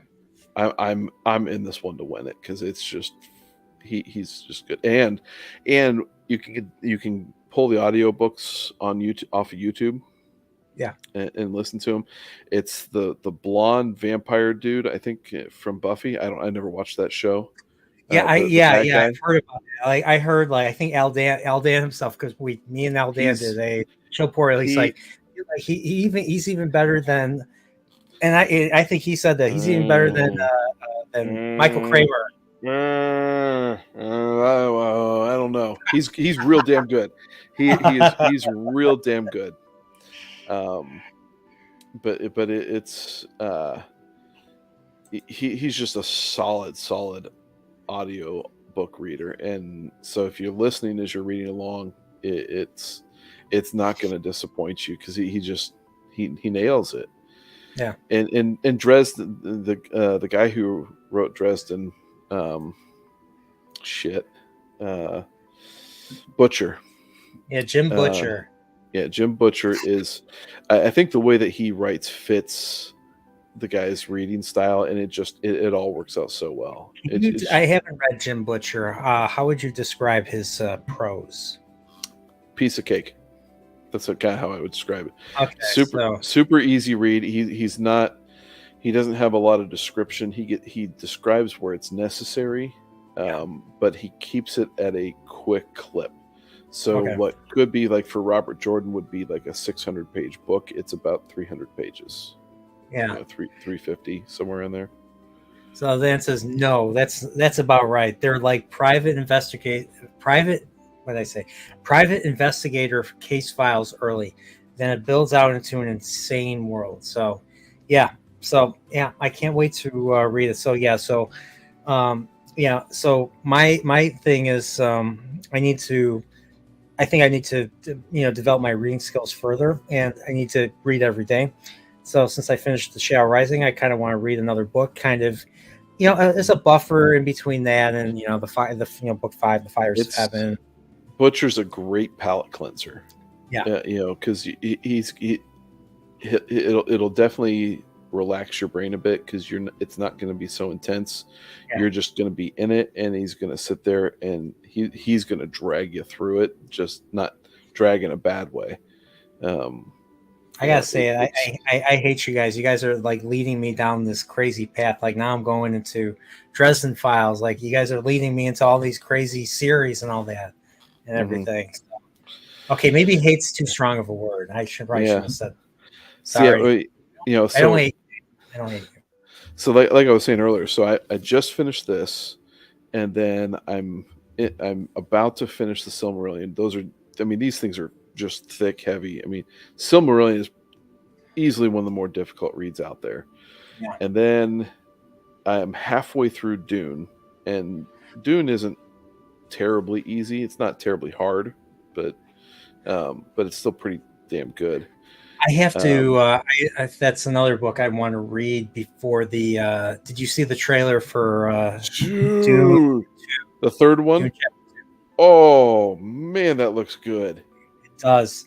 And there's so many times where I've attempted to read Dune and I would stop after a certain point. I think the last time I tried to read it, I got as far as the assassination attempt with the with that little thing I forget was like that little dart or that little needle that gets into the room and tries to kill Paul and all that. The thing that's attracted by motion. Yeah. So that was a good part. So yeah, I do want to finish. I've heard the series gets batshit crazy. Like Paul Atreides, his kids turn into worms or something. They become worms. I don't know. I don't know what's in the mind of Frank Herbert. I've enjoyed this book. I don't know that I will continue in this series. I think I'm more invested in this just to kind of see how it measures up to the movies. Yeah. The movies actually do pretty good so far because I just hit the spot where they had just assassinated the Duke. Oh, and he's Leto Atreides, yeah. So they just assassinated him, and he and his mom are out in the desert, and find a way. And he's now starting to kind of come into his powers. I'm curious how much. I have to read this to find out, I guess, but I'm curious how much in common the Fremen have with the Aiel. Aiel obviously don't have glowing blue eyes. Yeah, they're kind of I guess prototypical warrior societies. So I guess there's the base similarity there. I don't know that they were kind of. And again, this is reading, not having read it. I don't know. I didn't get I don't get the sense of it that the Fremen are as tribalistic and at war with one another as like The kind of Aiel. like the Native Americans and the Yeah. Aiel. The Plains, I think it's the Plains Native Americans, if I remember correctly. The Mhm. Plains Native Americans, and I believe it was the Zulu tribe from South Africa were the big inspirations for the Aiel. Because I know the Mhm. Plains Native Americans were the big inspiration for the Gaishain aspect of the Aiel. You know, if you touch an armed person, then you become their indentured servant or something. I'm sorry. Yeah. Yeah. Because I don't know about. it's obviously limited. Like they're not slaves. The guys shine. They're just Right. they're basically indentured servants that, and you can become an indentured servant, voluntarily. And I like how like especially some of the love interests like Chiad and Gaul, for instance. Chiad continually threatens Gaul with, "Hey, I'm gonna you mess with me. I'm gonna touch you while you're armed, and I'm gonna claim Gaishain on you and everything." Yeah. So, and that's supposed to be the Aiel humor. Like you have the wise ones laughing about it, and I like how like it was Moraine and Egwene are just like they don't get it because it's not wetlander humor, because Right. wetlanders are people that live outside the waste and the desert. So Yeah. Got a chat there. So Mark Clark for member for 199. I appreciate you, Mark. And I didn't mean to break your heart, Mark. I know you love the Wheel of Time series more than anything. But I don't hate it. And I there's a lot of respect I have for especially a lot of chapters. But he says Simon Green's Druid books. Do you know what he's talking about? I don't know what he's talking about. I am not familiar with Simon Green. Oh, so for the sake of the super chat, I gotta look up Simon Green Druid. So it's called Secret History, the Secret History book series by Simon R. Green, and he's written several novels from 2007 to 2018. Man with the Golden Torque, TORC, not wrench torque, all the way to Nightfall. These books are the adventures of Edwin Drood, aka Shaman Bond, based a parody of James Bond's name, and he is a part of the Droods. He's an ancient family that purportedly watches over the world and protects it from various threats, including supernatural and magical ones. Needless to say, they are wholeheartedly despised by criminals. Each Druid is entrusted with a golden and for sometimes silver torque, which bestows a certain living armor upon the wearer, giving them nearly unlimited strength, speed, durability, and stealth, which can be called up or dispelled at will.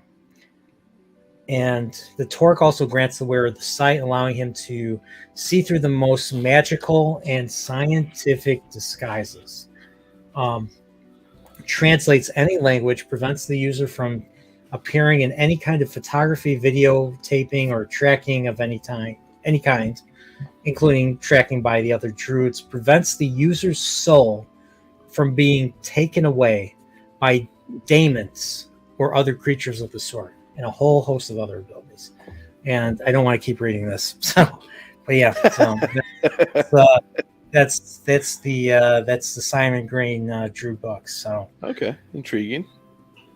Yeah, I there's a lot of fantasy series coming in my direction right here. Yeah. So, yeah, I got recommended one by Trip.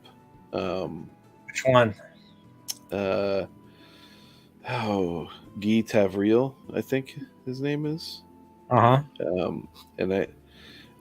it's a trilogy of books that he wrote a little while ago. I can't remember. But she said it is absolutely incredible. And there were a couple other people in the chat at the time that recommended it. And so I said, okay. So I got the trilogy on my shelf. Just haven't gotten around to it because everything else. Have you heard of this? I've seen this before. I was because Yep. sometimes I have the honor of reading stuff in the Band of the Red Hand server on Discord, and the White Cloaks, and there's one of the channels talks about the Pendragon cycle. So I'm curious if anyone knows it. So the guy who wrote it, Lawheads, if I'm reading Dan's comment correctly, so Stephen R. Law. Yeah, so he wrote this series back, I think, in the 80s and 90s. Yeah, it was kind of basically an Arthurian legend. Yeah, because I know everybody knows, the father of King Arthur is Uther Pendragon, so that should easily click right there. Sorry, I didn't mean to. Oh no, you're fine. Yeah, I know. Too much drink, which I need more. But yeah, so Daily Wire's gonna produce it into a show, and they've released. Yeah, they've released several videos, like weekly videos of behind the scenes stuff, and it looks like they're gonna be pretty good about it. The question then comes is, so if they produce it faithfully and everything, that's great. Now, is the writing and the acting going to be solid to go through it? Because it's while I applaud Daily Wire in their entertainment production endeavors, it doesn't always come through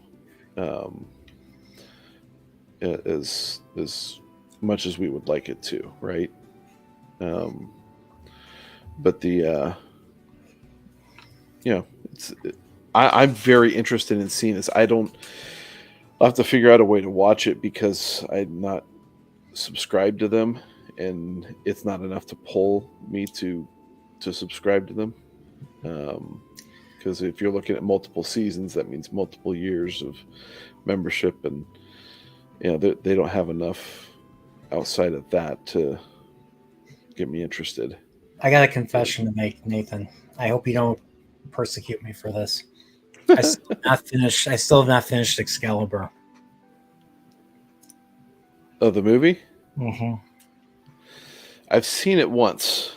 So I'm not gonna be the guy to.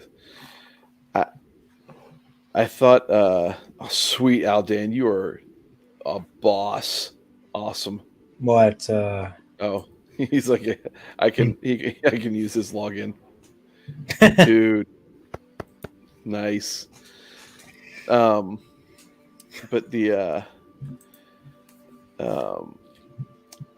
trying to remember who was in Excalibur. Was that the one with Sean Connery in it? No, that was First Night. So Excalibur had let me look. Sorry. Oh no, that had Jean-Luc Picard. Gabriel. It had Gabriel Byrne was in it. I think he actually played Uther Pendragon. Let me see if I can find it. Wow. Okay. Yeah, so I think so. I don't know who. I think it was Salty that recommended Excalibur, and I think I watched a little bit. Or we were watching with Grace. Grace. I don't remember who we were talking about with. This is a while ago. Yeah, my brain is mushed right now. By the way, so. Yeah. So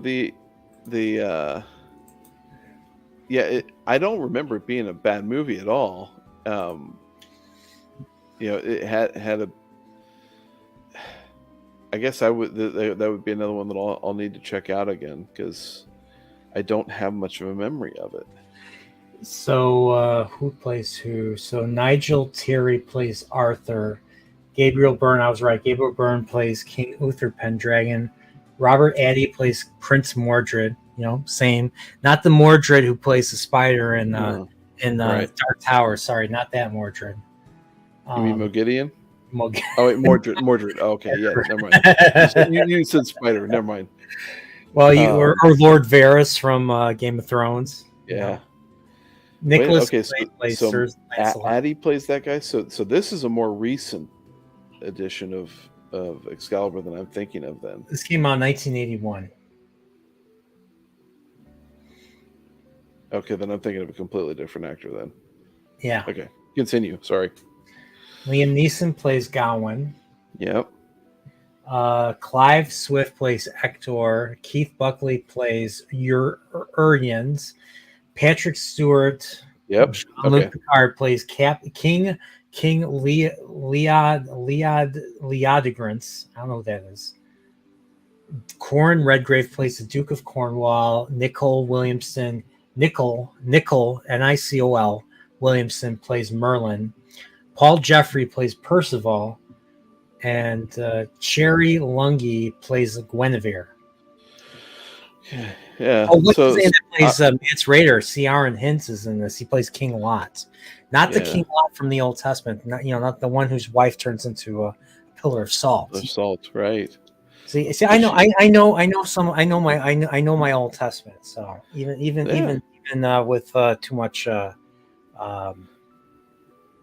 hydroxide.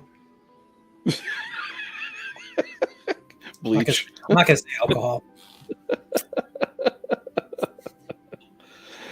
Yeah, so so it's 1981. I remember there's kind of like the typical 80s fantasy type of CG. Which it's not that's not a bad thing. I think perhaps maybe when I watched it, I was young enough to sit there and thumb my nose at it. So maybe if I give that a rewatch, I might think differently on it. But I didn't even know this movie existed because this was before my time. It wasn't until I started watching WGN and watching older movies when I was a kid. Mm-hmm. I became aware of some older films, and that's how I became aware of the movie the movie Dragon Slayer with Peter McNichol. And I still have not watched that one, but that's another movie in this genre. It's like a fantasy, medieval fantasy type of same year, 81. Yeah, and I haven't watched a lot of stuff that has dragons and stuff in it because the animation stuff around that stuff can be so bad. Yeah, true. That it kind of takes me out of it. Now, again, that's stop motion photography or something that they used. Kind of like what they had with the Clash of the Titans. Oh my god, Clash of the Titans with Medusa. Yeah. I still have you seen the remake of that? I have not seen the remake. I've only seen the 1981 Clash of the Titans. Stick with 81. At least you get that kind of stop motion 80s cheese with it.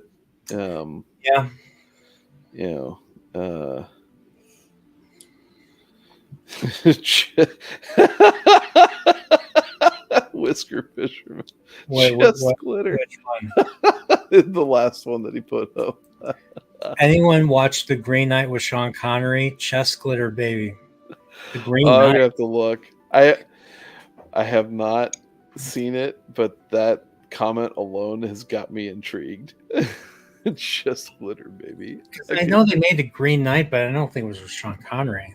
Wasn't it more? Well, that's a recent one where they clearly took the correct steps in casting somebody of I think he's Indian descent. He's an Englishman, but Dev Patel. Yeah. So they cast him in the lead role. Yeah, he's English, but yeah. It's a Christmas epic medieval fantasy film. Yeah. Based off of the 14th century poem Sir Gawain and the Green Knight. Right. So Green Knight and Sir Gawain are not the same, right? Right. I thought so. No, not as far as I know. I have not read that stuff before. Not the same Gawain that decided to, hey, No. I'm going to turn against Suan Sanche in Wheel of Time and kill the guy that made me fight Matt because I'm a prick. I was so mad when I realized that was the same guy that was the warder in the Dragon Reborn. Like, come on. Yeah. Sorry, I kind of derailed that. No, it's okay. But yeah, yeah, but if they're sitting there making that liberty with with the casting there, I was not interested in going back and looking at that movie, no matter how much glitz and glamour they put with it. Because I'm sitting there thinking, well, if you're not going to be faithful with that, then are you really going to be faithful with any of it? You Yeah. know, and so I was like, I'm not going to bother. But older stuff, you know, Sean Connery as the Green Knight, as Sir Gawain. I'll check it out. You ever It's see just cool. you ever see First Night where he plays King Arthur? Yeah, because the lead lady in that, was it Julia Ormond? I think her name is. Yeah, Julia Ormond and Richard Gere was Lancelot. Yeah, yeah. I back then, if it had Julia Ormond in it, I think I was all about watching it. I don't recall anything from it. I mean, this is stuff where this is now 30 years in my memory hole, so it's freaking gone. I saw mean, it on TV. I saw this movie on TV a while ago. Yeah. well, yeah. So I'm yeah. I can't remember much of that. And I wish I could blame it on drink, but I can't. 'Cause I saw those movies when I was a teenager, and I didn't start drinking until I got into college. Yeah, it seems like there's so many So, different villains. Like you had like the like in the in like in Excalibur it was Mordred that was the who was an illegitimate son of Arthur that was responsible for Arthur's ultimate demise. But in this movie, in this First Night movie, the bad guy, the villain, is Malagant. I like how it's always a Mal. You know, the bad guy always starts with Mal or more or something like that. yeah, Something well, you bad know, right? in the name. Yeah, mal in Latin is the word for bad. Yeah.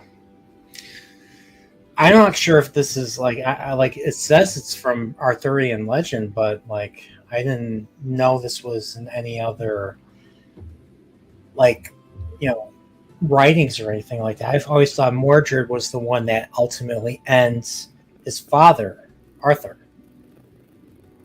That's Huh. what at least that's what I learned in school. And the mother's name, I believe, was Morgase. Sound familiar? Sound familiar? Yeah, the Jordan does pull a lot from that. I think, yeah, I mean, like Dane, for instance, he pulled from Tolkien. So, I mean, yeah, he's pulled from Tolkien. He's pulled from. Everybody's Well, I'll pulled be from right back. the greats. Everybody's pulled from the greats. And yes, I consider Robert Jordan one of the greats, even though his books are not my favorite. But so, Nathan went away, so I have to actually say shit. All right, so let's read what people are saying. So Jacob Ironside says Lawhead Pendragon Cycle, based on Arthurian legend. This is the first I'm hearing of this book series. Sounds awesome. Yeah. Anyone watch A Green Knight with Sean Connery? Okay, all right. I already read that. So Sean Connery was not in The Green Knight. He was in First Night. Unless I'm wrong. Whisker Fisherman says it's called The Sword of the Valiant, 1984, free on YouTube. Last time I watched it. And then Whisker Fisherman says GRM pulls from everyone. That is true. Like even Robert Jordan himself has a house in the world of Westeros. What does that say? Sword of the That's Valiant? it. Yep, on YouTube. Was that a video or was that? Yeah, that's the movie on YouTube. And Jacob Ironside says Dragon Slayer is good. The dragon is really good for the time, Nathan. So he's basically rebuking you, Nathan. He's basically saying, Yeah, he is, and that's fine. I'm fine with a little bit of rebuke. And boy, I'm seeing a lot of clips when he says chest glitter, baby. He ain't kidding. I mean, seriously, like who Sean says Connery chest? He says chest glitter, Connery. Sean, Yeah, Sean Connery on these videos glitter, baby. is seriously got some glitter face going on, like he was taking part in a prequel for the those vampire movies from 10 years ago. Twilight. Yeah, those ones. Those ones. So hey, I've got to get going here. Oh my gosh, has it been I that? know. Has it been that long already? We didn't even Yeah, talk but- about Legend of the Galactic Heroes. Have you watched any? I've gotten one episode further. So you're on episode. You watch episode 6. Yep, I did. Well, You gotta watch. Oh, You, damn. you have to watch up to episode 12 or 13 because it gets to a point where they. Episode 6. So you didn't even complete the. They take over the station of Eastern Lone Fortress. Yeah, They not take yet. over Eastern Lone Fortress, and then because the fact that they have this ability now, they try to invade the Empire's. They try to invade the Empire, and let's just say they suck. Let's just say they suck. They fail to plan, and they deal with a guy who thinks he knows best and all that, and it becomes a disaster for the alliance, so to speak. So. Yeah.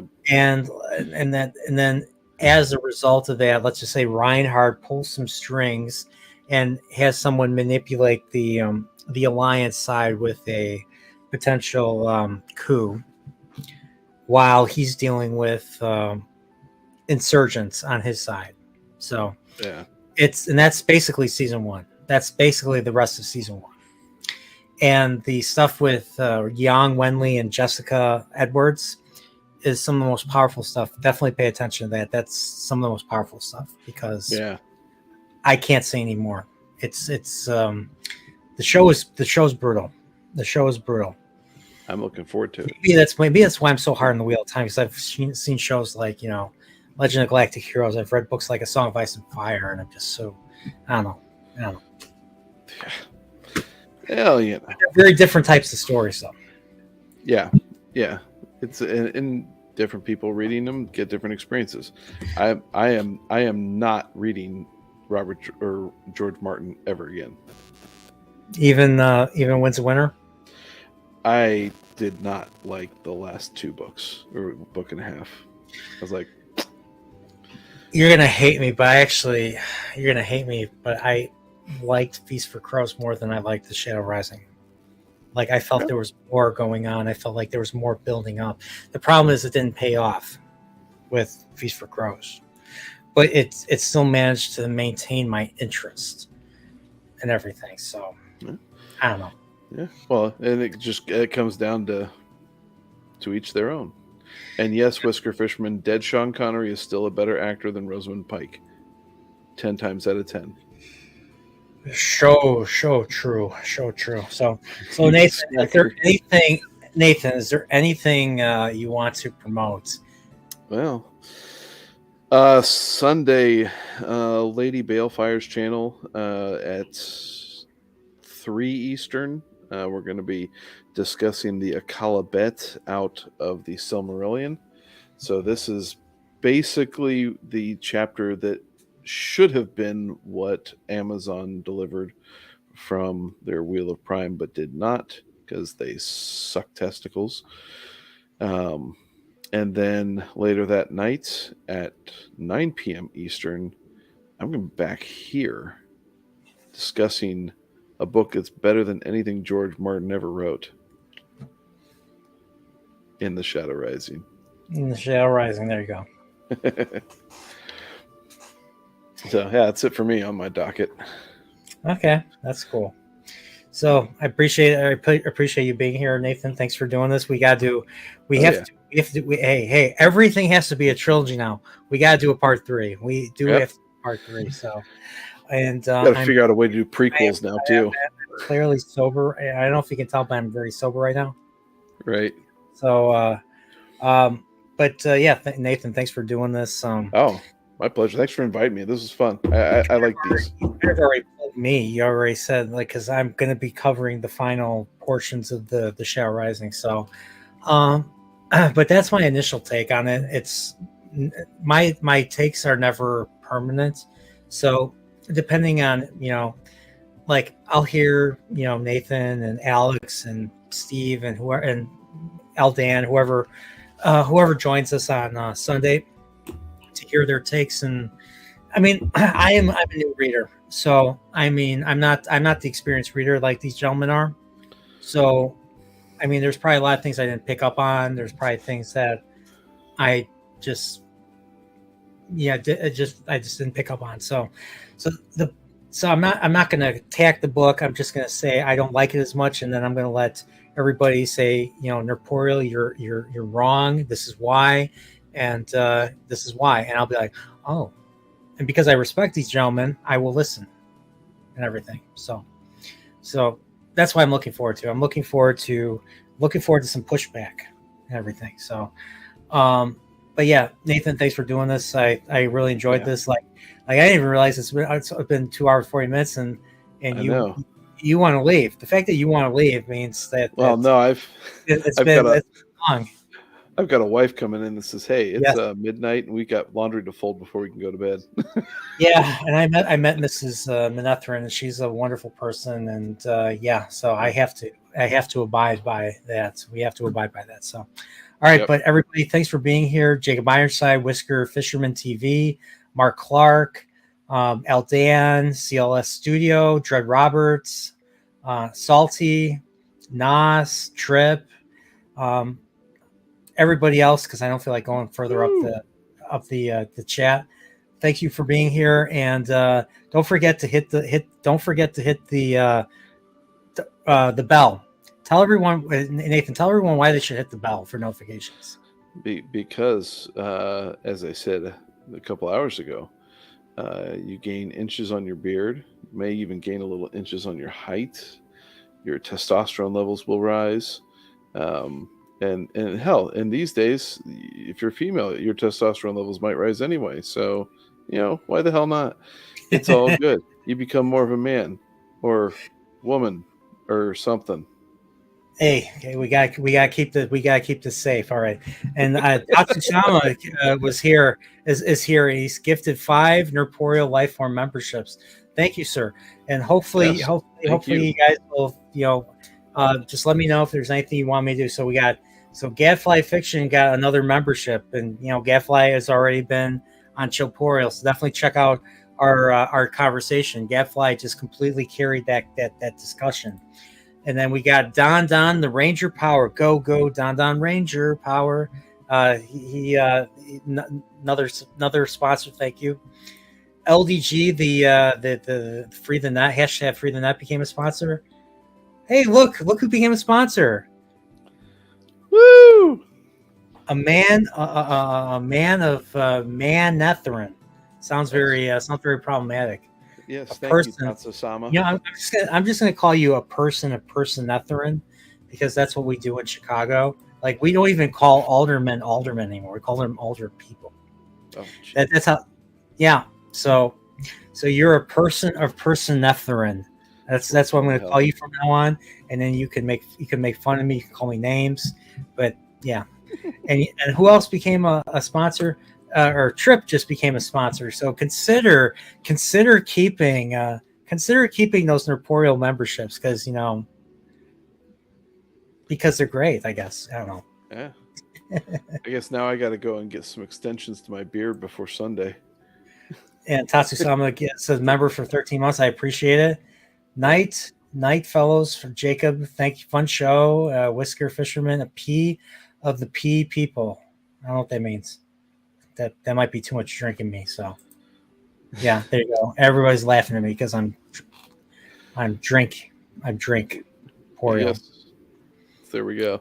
Wait, did I say something? Oh, I meant that's a myth. So all right. So Nathan, thanks for doing this. So definitely there's definitely gonna be a part 3. So we have to end this on a cliffhanger. What would that cliffhanger be? I don't know. Make fun of me. Say something mean. It could be. Has terrible taste. Boom, boom, boom. I mean, seriously, what? George R. Martin over Jordan? I'd take his prequel over George R. Martin's stuff. Okay, that's fair. It's a hot take. That's a pretty hot take. You know, I mean, if I find something by Jordan that's equivalent to A Storm of Swords, I will let you know because that's my favorite book. There we go. So, all right. Challenge accepted. Challenge accepted. All right, everybody, take care and let's see who's going to be on for next Chillporeal.